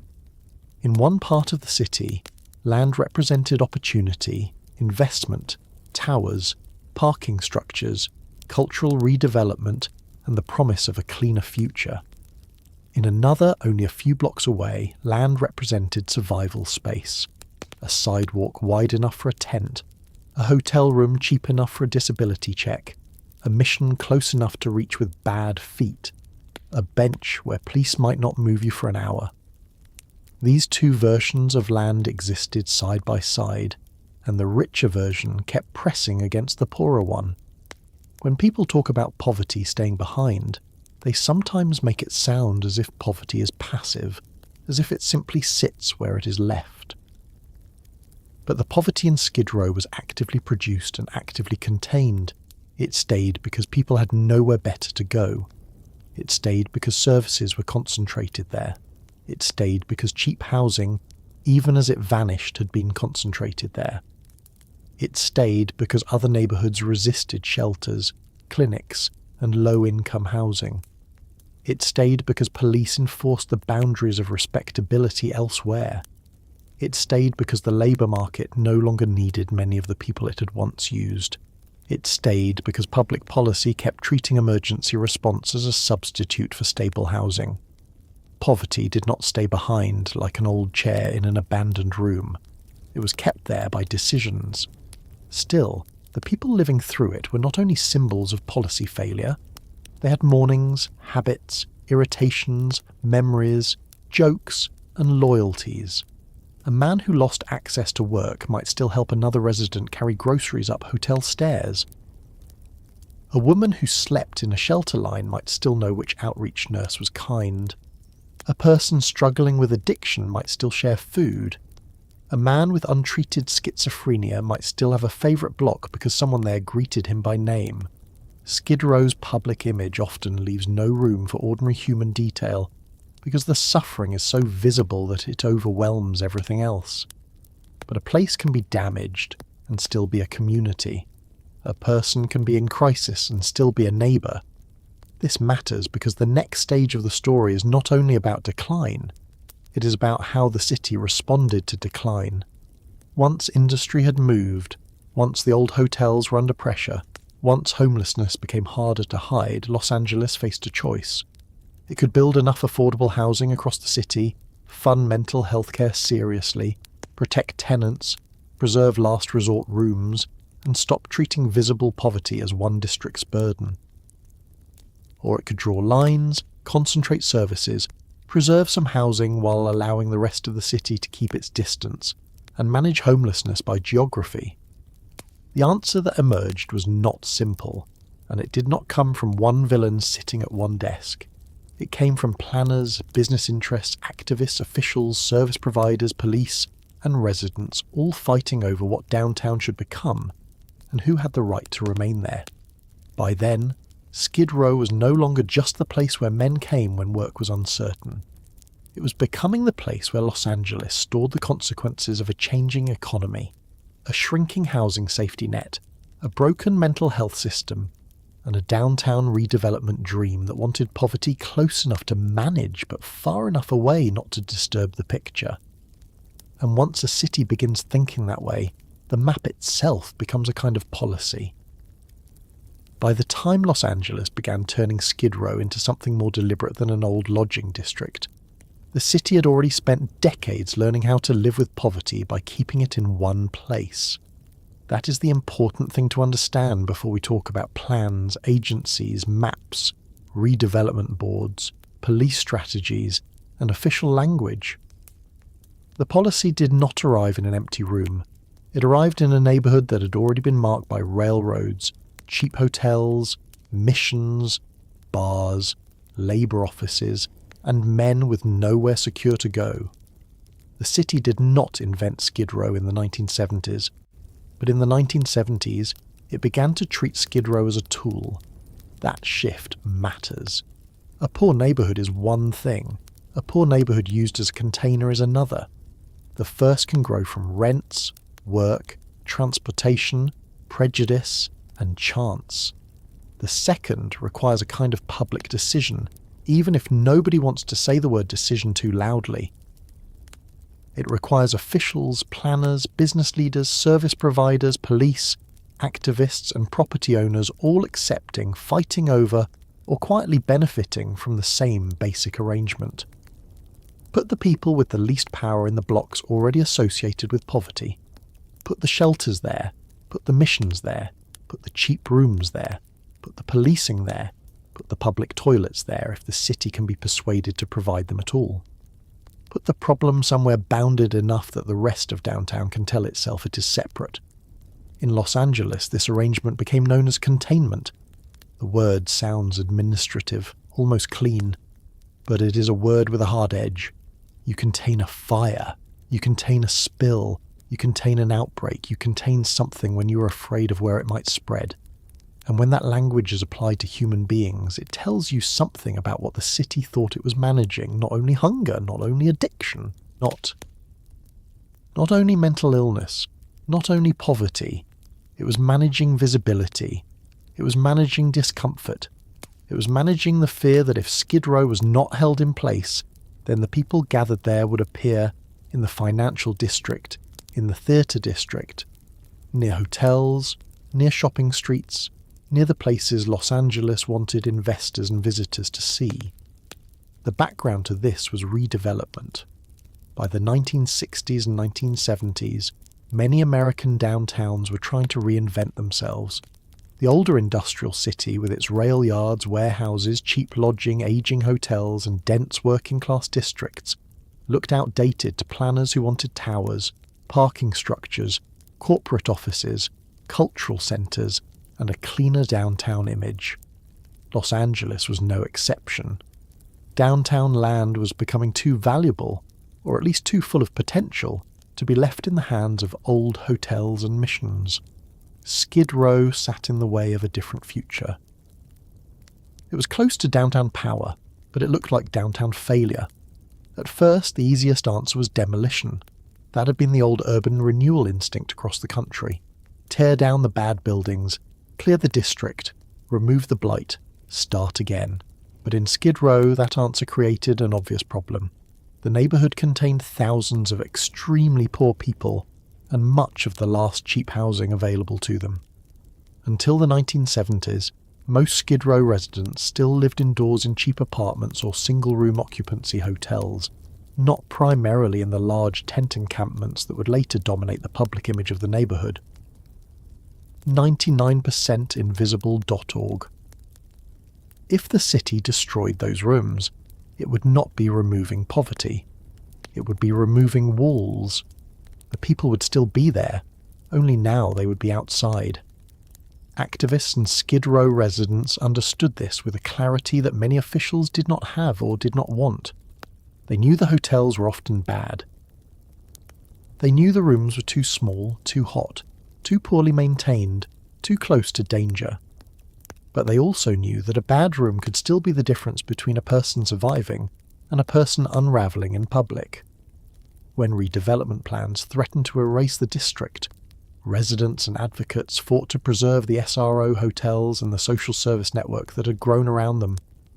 A UCLA history of homelessness in Los Angeles describes how activists and Skid Row residents resisted earlier demolition proposals and how the 1976 Blue Book Plan emerged as a compromise between those demanding preservation and those seeking redevelopment. luskincenter.history.ucla.edu. This is where the story becomes difficult, because the compromise was not simply cruel and not simply kind. It preserved something real. It helped protect low-income housing in a city that was already losing too much of it. It acknowledged that the people living in Skid Row could not simply be swept away. But it also gave the city a map for keeping poverty inside a boundary. It allowed Los Angeles to say, in effect, we will not destroy this place completely, but we will make this place the place where the poorest people are expected to remain. The 1976 plan has often been remembered as a 50-block containment zone in which homeless services were concentrated in and around Skid Row. while selective policing and planning decisions discouraged poor and unhoused people from moving into the more valuable parts of downtown.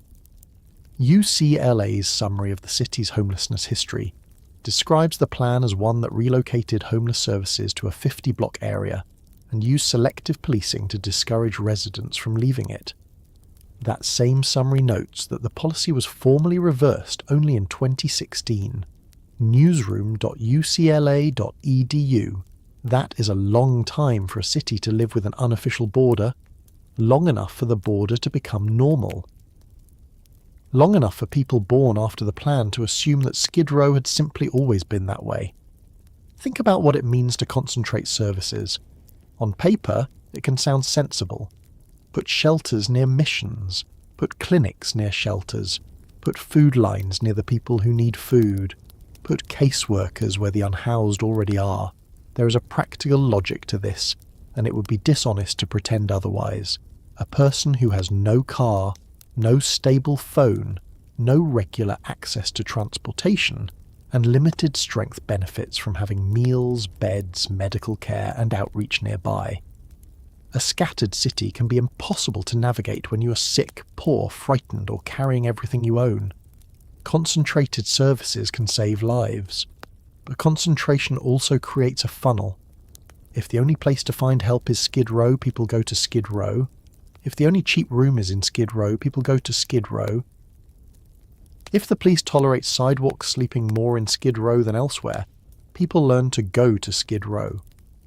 If other neighbourhoods reject shelters and supportive housing, Skid Row receives the people those neighbourhoods refuse.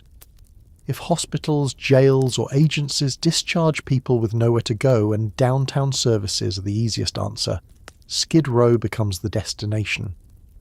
The policy may begin as service coordination, but it can become human sorting. It can say to a person in crisis, "Your help is over there," and then make over there the only place the rest of the city expects you to exist. This is the part that has to be felt at street level. Imagine a man in the late 1970s who has lost his room in another part of Los Angeles. Maybe the building was sold. Maybe the rent increased. Maybe he was evicted after missing payment. He asks where he can get a cheap bed, and the answer points downtown. He asks where meals are served, and the answer points downtown. He asks where a mission might take him, and the answer points downtown. He goes there not because he has chosen Skid Row as a community in any ideal sense, but because the city's survival map has been drawn for him.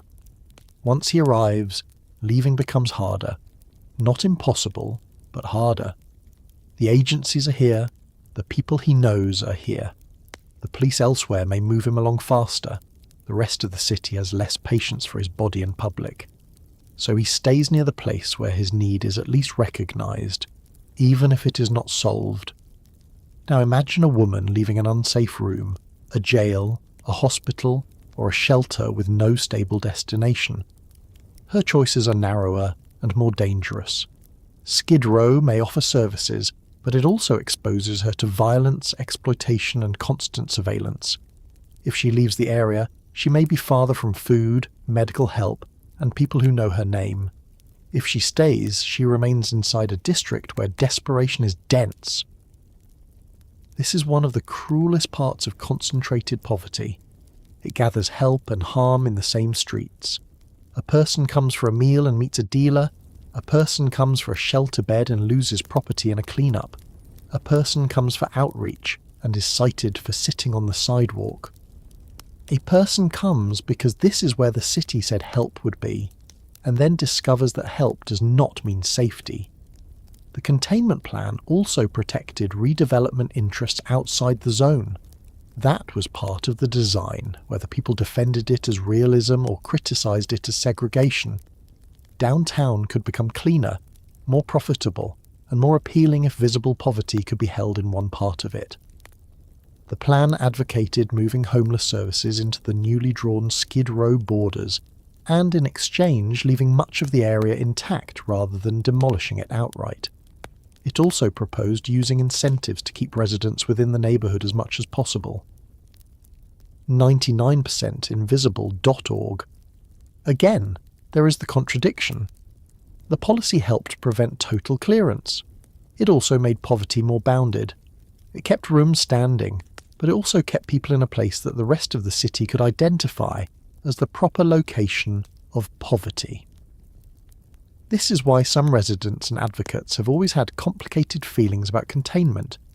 If you were fighting the destruction of SRO hotels, containment could look like a partial victory. It kept the bulldozers from taking everything. It preserved low-income rooms that the market would never replace on its own. It recognised that the residents of Skid Row had a claim to remain. But if you were living under the daily pressure of that same policy, containment could feel like a cage without walls. Nobody had to lock a gate. The boundary was made from policing, rents, services, stigma, and the knowledge that outside the zone your presence would be treated as a disturbance. The city's own later language shows how long that logic lasted.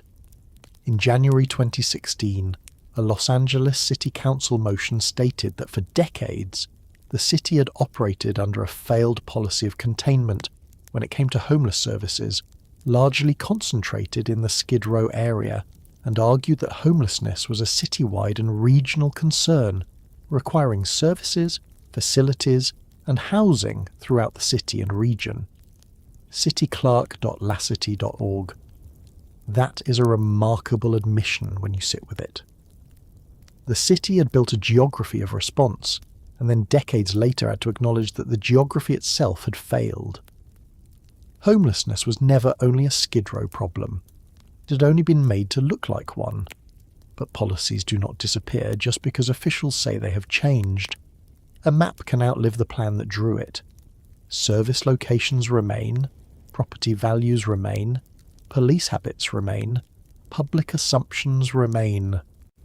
A person in another neighbourhood may still be told to go downtown for help. A shelter may still be easier to find there than elsewhere. A developer may still know exactly where the line of discomfort begins. A resident may still feel the shift in how people look at him the moment he crosses from one district into another. That is how containment becomes more than policy. It becomes common sense, and common sense is often harder to undo than law.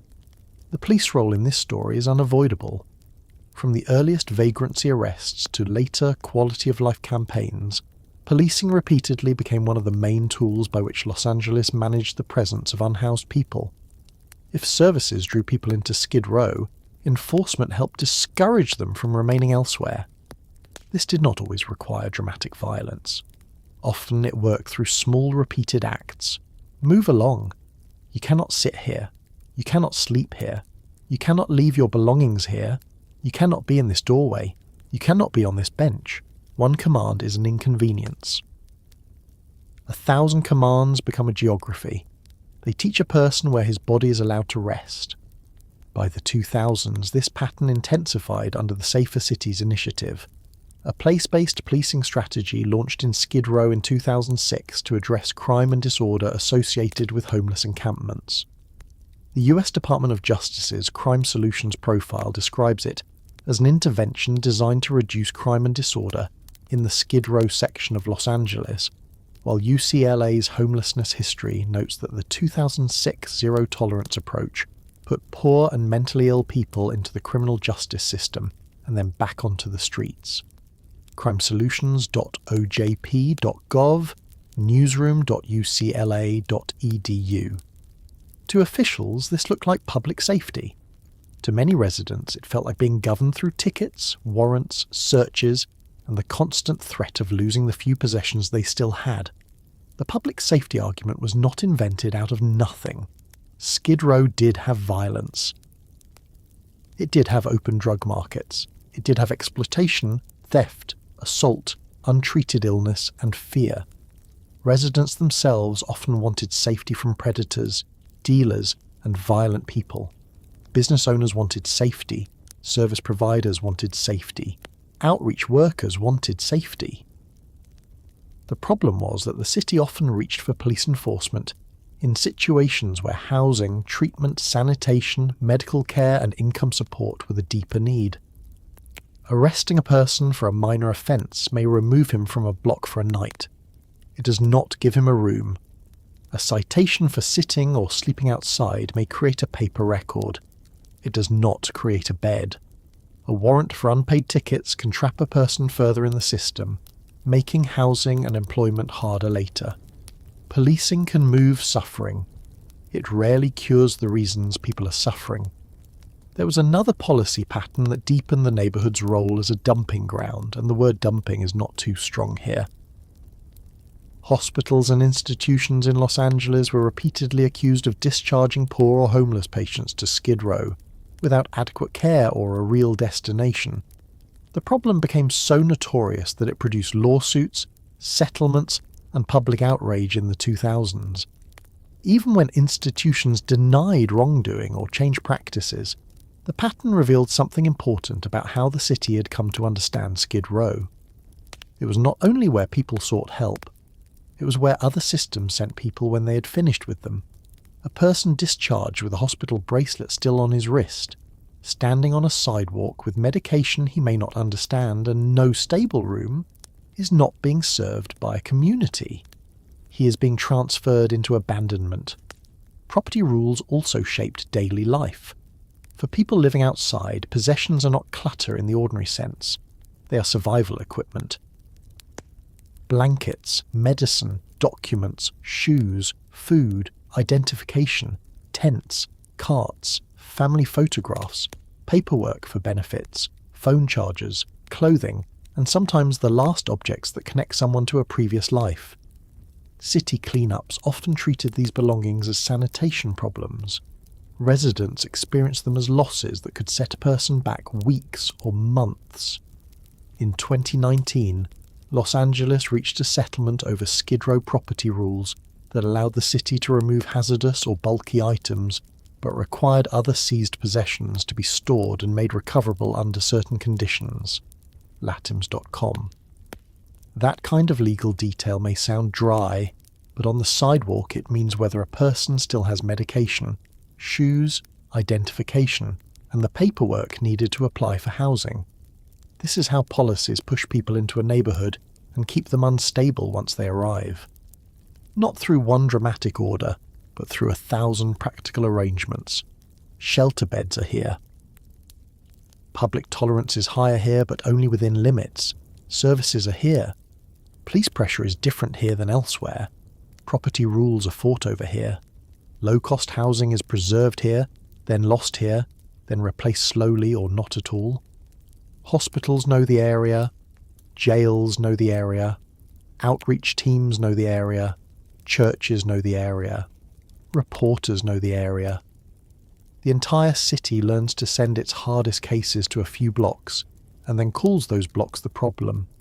There is a phrase people sometimes use when they talk about Skid Row. Concentration of services. It sounds neutral, but concentration of services can become concentration of suffering if the scale of need is larger than the help available. A meal line does not solve the fact that a person has nowhere to sleep safely. A shelter bed for one night does not solve the lack of permanent housing. A clinic visit does not solve the absence of long-term mental health care. A detox bed does not solve the years of trauma waiting when the person returns to the same sidewalk. A public toilet does not solve homelessness, but the absence of public toilets makes homelessness more degrading and more dangerous. Every limited service becomes both necessary and insufficient. That is the daily contradiction of Skid Row. And because the services are insufficient, the neighbourhood becomes proof for whatever people want to believe. Someone who already believes homelessness is caused by personal failure can walk through Skid Row and see addiction, disorder, and despair. Someone who already believes homelessness is caused by policy failure can walk through and see unaffordable housing, untreated illness, and the ruins of containment. Someone who already believes police should crack down harder can point to danger. Someone who believes police are part of the harm can point to tickets, arrests, and confiscations. The same blocks provide evidence for every argument because the reality is overloaded. Too many failures have been stacked in one place. But the people living there are not arguments. This is the detail policy language tends to erase. A man standing in line at a mission is not the containment plan. A woman guarding a tent is not the affordable housing shortage. A veteran talking to himself beside a cart is not deinstitutionalization. A young person sitting under an awning is not a zoning dispute. They are people living through the consequences of those things. Policy turns into weather at street level. You may not know who wrote the rule, who voted on the plan, who funded the clinic, who opposed the shelter, who cut the budget, who ordered the clean-up, who sold the hotel, or who drew the map. You only know whether you have somewhere to sleep tonight. The older containment approach also created a strange dependency between Skid Row and the rest of Los Angeles. The rest of the city could criticize Skid Row while relying on it. It could call the neighborhood dangerous while sending services there. It could say the area was unhealthy while resisting shelters elsewhere. It could condemn encampments while failing to build enough housing. It could demand that people leave the sidewalks without creating enough rooms for them to enter. This is the circular logic that made Skid Row so enduring. The neighborhood was treated as both the cause and the solution, both the embarrassment and the storage space, both the wound and the bandage. That is why the policy history cannot be separated from the physical history of the SRO hotels. Those buildings were central to the compromise, and their preservation became one of the few practical defences against total street homelessness. But preservation was uneven, underfunded, and always under pressure from land values and decay. Some hotels became non-profit housing, some remained privately owned. Some deteriorated, some closed, some were converted, some were lost. Each building had its own story, but together they represented a basic truth. If the city wanted Skid Row to hold the poorest people, then the city needed to maintain the housing that made indoor survival possible. When it failed to do that, containment became more visibly cruel, because the container no longer had enough rooms. There is a moment in this story where the language of mercy and the language of control become almost impossible to separate.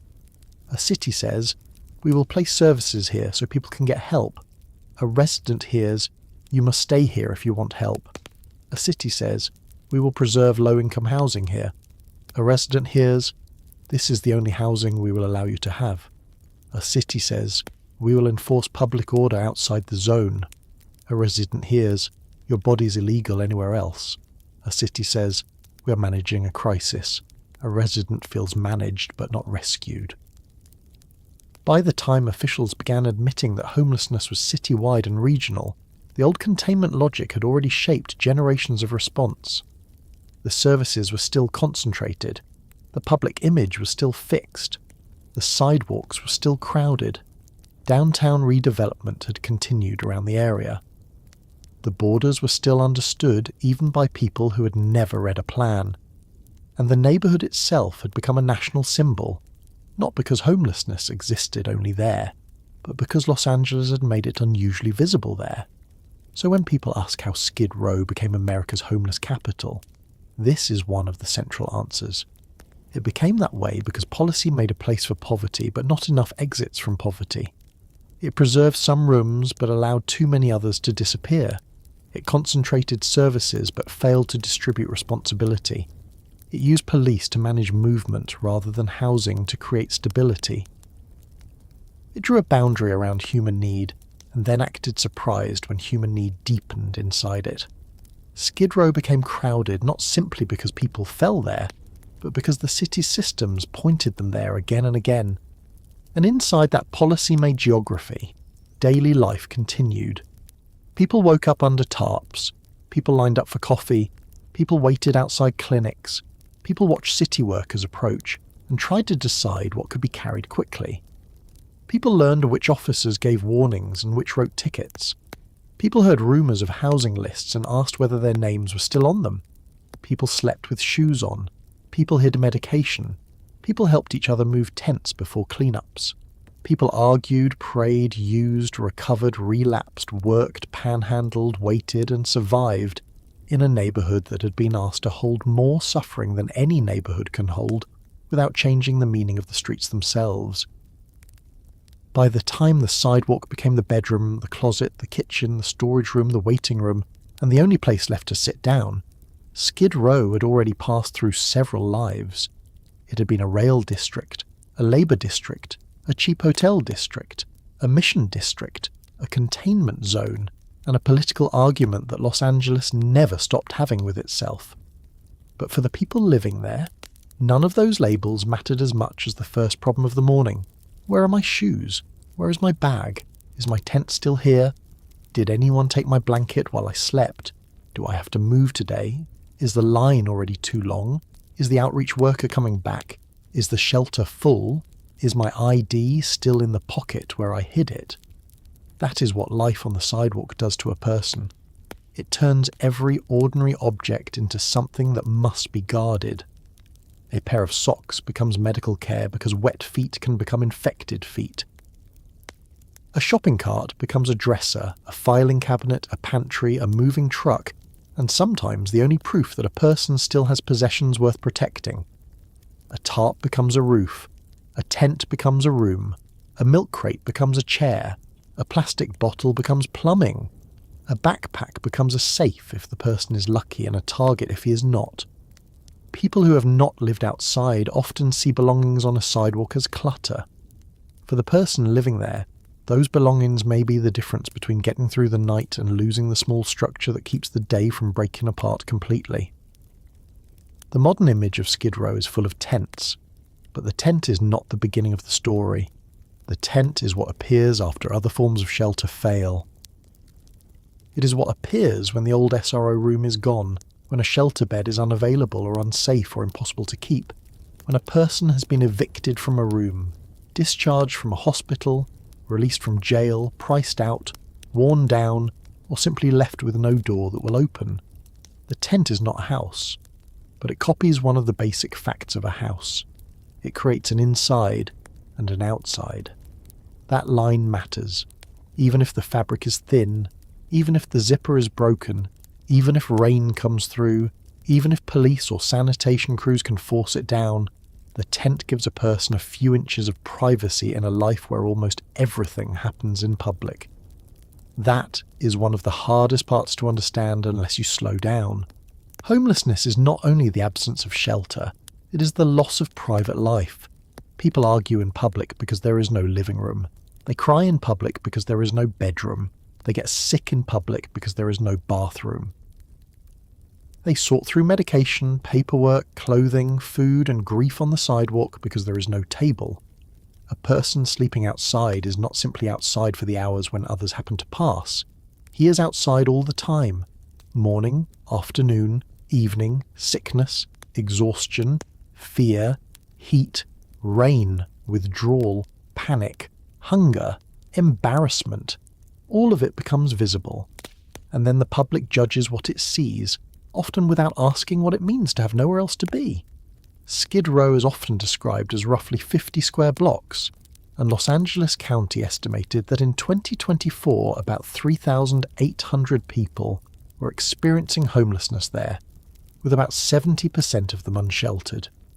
The county also describes it as the densest concentration of homelessness in Los Angeles County, with severe rates of mental health crises, substance use, HIV and AIDS, and overdose deaths. Those numbers give the scale, but they do not give the texture.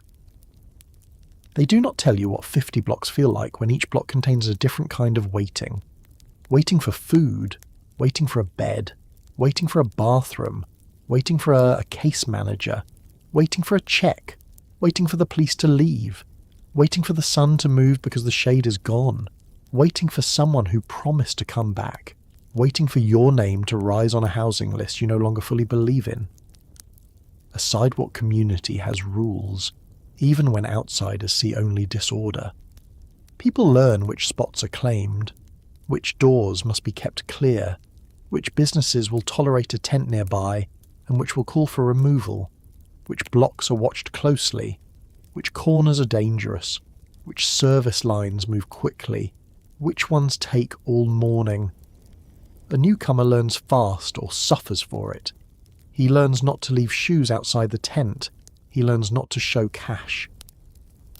He learns that identification documents are more valuable than they look, because without them housing, benefits, medical care, and replacement paperwork become much harder. He learns that a phone is a lifeline and burden because it must be charged, guarded, and kept active. He learns that sleep is not rest when part of the mind stays awake for footsteps. This is where the shopping cart enters the story.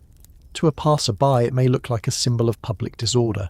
To a person pushing one, it is often the only practical answer to a life that must move and cannot travel light. The cart carries blankets, clothes, water, food, documents, bottles, medicine, chargers, small tools, sometimes photographs, sometimes objects that make no sense to anyone else, but still matter to the person who owns them. A cart can be too heavy, hard to steer, easy to steal, and difficult to protect during cleanups. But without it, a person may have to choose what part of life to abandon. People with homes put extra things in drawers, closets, garages, cabinets, and storage bins. People without homes put them in carts, and then are judged for carrying too much. Tents and carts create a practical problem for the city because they occupy public space, but they also reveal a deeper failure. If the only place a person can keep his medication dry is a tent on the sidewalk, then the tent is doing the work of a medicine cabinet. If the only place he can keep his court papers is a bag tied to a cart, then the cart is doing the work of a desk. If the only place a woman can change clothes is inside nylon walls beside a street, then the tent is doing the work of a bedroom. The city can remove the object, but the need remains. That is why sidewalk cleanups can feel so brutal to the people living through them. They may be presented as sanitation work, and sanitation is real. Trash piles can attract rats. Human waste is a public health danger. Blocked sidewalks can trap wheelchair users and create fire risks. But when cleanups take survival objects, they do not only clear space, they erase the fragile systems people built to endure one more day. Los Angeles has faced legal battles over what the city can remove from Skid Row and what it must store. In 2019, the city reached a settlement allowing hazardous or bulky items to be removed, while requiring many other seized possessions to be stored and made recoverable under certain conditions. The legal language is dry, but the lived meaning is not. A blanket thrown away before a cold night is not just trash disposal. A missing ID can mean weeks of delay. A lost prescription can mean a health crisis. A cart destroyed with family photographs inside is not only property loss. It is the destruction of continuity for someone whose life has already been broken into pieces. Shelters are supposed to answer that crisis, and sometimes they do. A shelter bed can be life-saving. It can get someone inside during dangerous weather. It can connect a person to meals, showers, case managers, medical care, mental health referrals, and a path toward more stable housing. It can give a person a night without rain, without someone stepping over them, without the same fear of being attacked in sleep. Many shelter workers and mission workers have carried out hard, patient, underpaid work in Skid Row for years, often knowing that the need outside the door was far larger than the beds inside. To dismiss shelters would be unfair to the people who depend on them and the people who run them. But shelters are not simple. A person may avoid one for reasons that sound unreasonable from far away and very reasonable up close. Some shelters require separation from a partner. Some do not allow pets. Some limit belongings. Some have curfews that conflict with work, safety, or the disordered rhythms of street life. Some feel unsafe to people who have already been robbed, assaulted, or traumatized in crowded sleeping spaces. Some residents fear losing their spot outside if they leave it for one night. Some struggle with mental illness or addiction in ways that make shelter rules hard to follow. Some simply cannot sleep in a room full of strangers. A bed is not only a mattress, it is a set of conditions, and not everyone can meet those conditions at the moment help is offered. This is why the phrase service resistant can be misleading. It suggests stubbornness, as if people are refusing help because they do not understand their own situation. Sometimes that happens, but often people are not resisting service. They're resisting danger, humiliation, separation, rules they cannot manage, or help that has failed before. A woman who refuses a shelter bed because she cannot bring the person who protects her may be making a calculation outsiders do not see. A man who refuses to leave his cart may know that everything needed for housing applications, medication refills, and survival is inside it. A person with untreated paranoia may experience a shelter as threatening, not helpful. None of this means the sidewalk is better. It means the road from sidewalk to shelter is not just a door opening. It is a negotiation with fear. Now imagine the day beginning in Skid Row. Before sunrise, people start moving because stillness can be risky. Some wake because trucks are coming. Some because street noise never stopped. Some because the body aches after sleeping on concrete, even with cardboard underneath. Others wake inside tents where the air is stale, where the fabric holds the smell of sweat, smoke, damp clothing, and the street itself. Someone checks a phone battery. Someone looks for a lighter. Someone counts pills. Someone folds a blanket quickly because the block has to be cleared. Someone else does not wake easily because drugs, exhaustion, illness, or despair kept the body down longer than the sidewalk allows.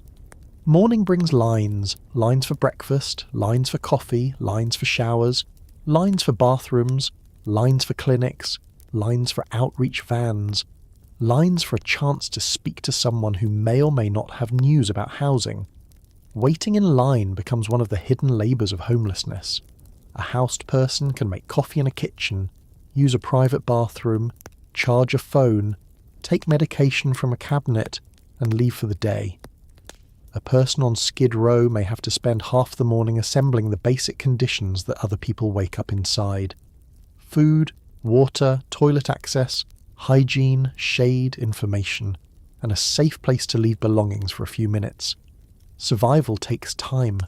It is one reason climbing out can be so hard. The whole day can be consumed by staying exactly where you are. The shelters and missions still carry the older history of the district. The Midnight Mission, Union Rescue Mission, and other organisations are not just buildings on a map. They are landmarks in people's daily routines, places associated with food, beds, recovery programs, chapel services, rules, hope, frustration, and memory. Some people speak of them with gratitude, some with anger, some with both. That is normal in a place where institutions are asked to meet needs far larger than their capacity. A mission can give a meal but cannot undo decades of trauma. A shelter can offer a bed but cannot repair a housing market. A caseworker can make calls but cannot create an apartment that does not exist. Help in Skid Row is often real and insufficient at the same time. The sidewalk also changes with heat. Los Angeles sunshine can look gentle in photographs, but for people outside it can become punishing. Shade becomes territory, water becomes urgent. Asphalt and concrete hold heat. Tents can trap it. People with heart disease, diabetes, mental illness, addiction, or untreated wounds are especially vulnerable. In hot weather, the search for shade can move whole clusters of people from one side of the street to the other. In rain, everything changes again. Cardboard fails, blankets soak, shoes rot, documents blur, infection risks rise. A tent that seemed like shelter in dry weather becomes a test of seams, poles, and luck. Weather is not background for a person outside. Weather is one of the landlords. Night brings another city. The service line's thin. Some shelters fill. Some people settle in spots they hope will not be disturbed. Others stay awake because they do not feel safe sleeping. Women are often especially vulnerable, though men are also assaulted, robbed, and threatened. Couples may stay together less from romance than from mutual protection. People sleep in layers even when it is not cold because clothing is hard to steal when it is on the body. Shoes may stay on. Bags may be tied to wrists, tent poles, or carts. A person with a room can lock a door and still feel afraid. A person outside has no door to lock. There are also acts of care that rarely appear in the harshest descriptions of Skid Row. Someone watches another person's cart during a clinic visit. Someone shares food. Someone warns a neighbour when a clean-up is coming. Someone helps a sick man sit up. Someone pours water over another person's hands. Someone gives away socks because he has 2 pairs and the other person has none. Someone calls an outreach worker by name. Someone knows who has been missing for 2 days and worries. These are not sentimental details. They are part of how people survive dense poverty. Community is not always gentle. It can include conflict, theft, violence, and exhaustion. But it can also include recognition, and recognition matters in a place where the rest of the city often sees only a problem. Drugs are part of the reality and cannot be written around. Alcohol was central to Old Skid Row.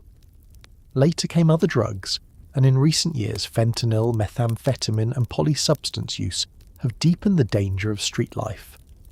Addiction on the sidewalk is not only a personal health crisis, it is public, contagious in its routines, tied to survival economies, trauma, pain, untreated mental illness, and the absence of stable rooms where recovery can take root.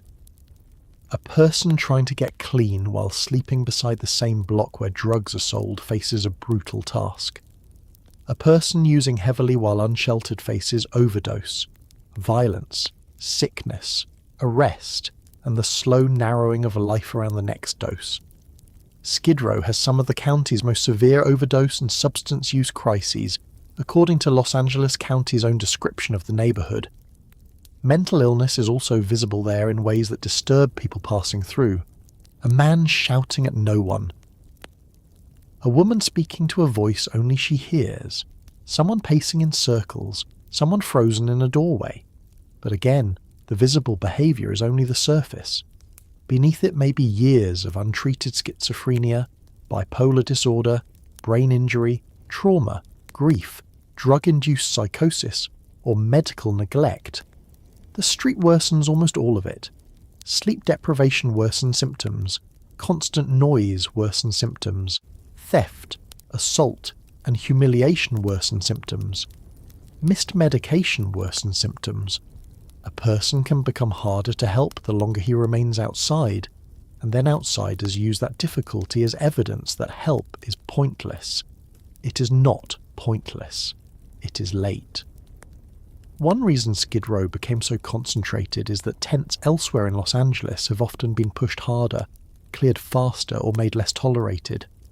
Researchers continue to show how unevenly street homelessness is distributed and counted. AND reported in 2026 that across 3 Los Angeles neighborhoods it studied, tent dwelling had dropped sharply since 2021. But by January 2026, nearly 90% of tents remaining in the study area were in Skid Row, up from 60% 4 years earlier. That finding fits the older history. When the city reduces visible encampments in some places, without solving the underlying housing shortage for everyone, the visibility does not vanish evenly. It often concentrates where poverty has already been assigned. There is a specific feeling to being assigned to a place by a city that never says so directly. A person may not know the history of the containment plan. He may not know the redevelopment battles or the SRO loss, or the policy reports. But he knows where he is allowed to be hassled less. He knows where the food line is. He knows where the shelter intake is. He knows where outreach teams will look for him. He knows where other neighbourhoods will call police faster. He knows the invisible map through repeated experience. That is policy turned into instinct. For a person trying to leave the sidewalk, the barriers can be maddening. Housing applications require documents. Documents require appointments, transportation, identification, patience, and a place to receive mail or calls. A phone runs out of battery. A case manager changes jobs. A person misses an appointment because he was sick, arrested, moved, robbed, or simply overwhelmed. A housing voucher may exist, but finding a landlord willing to accept it can be another long fight. A person may finally be offered a room, and then struggle indoors because the habits of survival outside do not vanish when a door closes. Silence can feel threatening. Rules can feel controlling. The loneliness of a room can bring back everything the street kept noisy. Housing is essential, but moving indoors after long homelessness is not always emotionally simple. Still, the room matters. It matters more than almost anything. A locked door changes the body, the shoulders drop, the feet can heal, medication can be stored, sleep can become deeper, a person can shower without a line, a person can decide who sees him and when, a person can begin to think past the next hour. This is why so many advocates insist that housing is not a reward for recovery, but the ground on which recovery becomes possible. You cannot ask someone to rebuild a life while every belonging can be taken in the morning. Skid Row's sidewalks show what happens when too many people are forced to create homes out of objects that were never meant to bear that weight. Tents become rooms until they are removed. Carts become closets until they are confiscated or stolen. Shelters become temporary refuge until the time limit ends, the bed is lost, or the rules become impossible. Missions become food sources, spiritual homes, bureaucratic gateways, and sources of resentment all at once. The sidewalk becomes community and punishment together. It offers proximity to help and proximity to harm. It gives a person a place to be among others who understand the same conditions, but it also makes escape harder because the whole life of the street begins to wrap itself around survival. By 2024, Los Angeles County reported 3,791 people experiencing homelessness in Skid Row, including 2,112 unsheltered, and noted that the count represented a drop from the previous year while the neighbourhood still remained the county's densest concentration of homelessness. A decrease matters. Every person housed matters. Every tent removed because someone moved indoors matters. But the scale that remains also matters. Thousands of people still negotiating the basics of human existence in public. Thousands of people whose lives are measured not only by policy outcomes, but by whether they can keep a blanket dry, find a bathroom, avoid an overdose, get through a panic episode, protect a cart, and sleep without being harmed. So when people pass through Skid Row and ask how anyone can live like this, the honest answer is that people live like this because human beings are very hard to kill and very hard to completely defeat. They adapt to conditions they should never have been asked to endure. They build routines in places that were never meant to be homes. They memorize service schedules, police habits, dangerous corners, shade patterns, meal times, and the faces of people who can be trusted a little. They make life out of fragments. That should not be mistaken for acceptance. Survival is not consent. The fact that people endure the sidewalk does not mean the sidewalk is an adequate place for them to live. And in that daily endurance, Skid Row became more than a district on the eastern edge of downtown Los Angeles. It became the image America used when it wanted to talk about homelessness, without talking about every town, suburb, eviction court, hospital discharge, jail release, rent increase, and family collapse that fed into it. The tents and carts made the crisis visible. The shelters and missions made it manageable enough to continue. The sidewalks held the evidence, and the longer the evidence stayed there, the easier it became for the rest of the country to look at Skid Row as an exception, instead of a warning about what happens when poverty is given a place to survive, but not a real way out. By the time Skid Row became a symbol, it had already been a neighbourhood for nearly a century. That is the first thing to remember, because symbols have a way of flattening real places. A symbol does not cough in the morning. A symbol does not stand in a line for coffee. A symbol does not lose its medication during a cleanup or wait months for a case manager to call back. A symbol is useful because it is simple. Skid Row became useful to America in exactly that way. It became the picture people could point to when they wanted to talk about homelessness, failure, drugs, mental illness, tents, disorder, compassion, neglect, personal responsibility, public policy, policing, housing, and fear all at once. It became a place that could hold everyone's argument, even when the people living there were already carrying too much. And that is one of the sad truths of this story. Skid Row did not become famous because the country understood it. It became famous because the country could not stop looking at it, and could not bear to look at it for too long. The camera found Skid Row easily. That mattered. It was downtown, concentrated, visually overwhelming, and close enough to the bright parts of Los Angeles to create a contrast that almost explained itself before anyone spoke. A photographer could stand on one block and capture tents pressed together under the hard Southern California sun. A television crew could frame a mission line, a police car, a shopping cart, a person asleep on cardboard, and the towers of downtown in the background. The image was immediate. You did not need a long policy report to feel that something had gone wrong, but the danger of a powerful image is that it can make people think they understand the whole story. A tent on a sidewalk can show suffering. It cannot show the SRO room that disappeared 20 years earlier.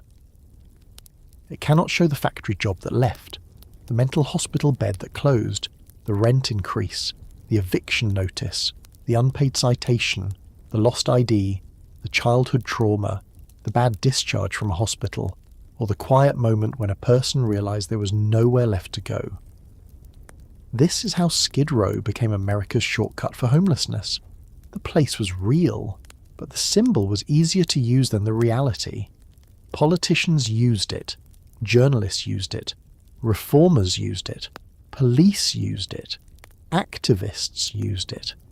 Tourists sometimes used it in the ugliest way, as proof that they had seen the raw underside of Los Angeles. People who wanted more enforcement pointed to Skid Row and said, "Look what happens when cities lose control." People who wanted more housing pointed to the same streets and said, "Look what happens when cities refuse to house the poor." People who wanted more treatment pointed to the visible illness and addiction. People who wanted less spending pointed to the persistence of the crisis and asked where the money had gone. The same few blocks became evidence for every side because the crisis there was large enough and painful enough to support almost any interpretation. But Skid Row was never the whole crisis.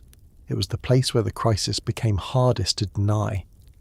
Los Angeles County itself has described Skid Row as the densest concentration of people experiencing homelessness in the county. In 2024, the county reported 3,791 people experiencing homelessness in Skid Row, including 2,112 unsheltered people, and noted that the neighborhood still represented the county's densest concentration even after a drop from the previous year. Those numbers are smaller than the national image sometimes suggests, and that is important. Skid Row is not a city of tens of thousands on its own. It is a few dozen blocks carrying an enormous symbolic weight, because the suffering is concentrated, public, and historically loaded. The scale is large enough to overwhelm the streets, but small enough that the rest of the city can still pretend the crisis belongs mainly there. That is the trick of concentration. It makes a problem visible and containable at the same time. A person can say, the homeless crisis is on Skid Row, as if it is not also in eviction courts, in overcrowded apartments, in cars parked behind supermarkets, in motel rooms paid for by the week, in shelters, in jails, in emergency rooms, in families doubling up until one argument turns into a street exit, in older adults choosing between rent and medicine, and in young people sleeping on couches until the couches run out. Skid Row became the national picture because it is easier to photograph a sidewalk than a rent burden. It is easier to film a tent than a housing shortage. It is easier to show a person in crisis than to show the long chain of decisions that made crisis likely. By the 1980s and 1990s, the national meaning of homelessness had changed. Earlier, Americans had imagined the homeless person mostly as an older single man, the Skid Row alcoholic, the transient labourer, the man in the cheap hotel or the mission line. But the modern crisis expanded beyond that image. Families appeared in shelters. Women appeared in greater numbers. Veterans became part of the national conversation.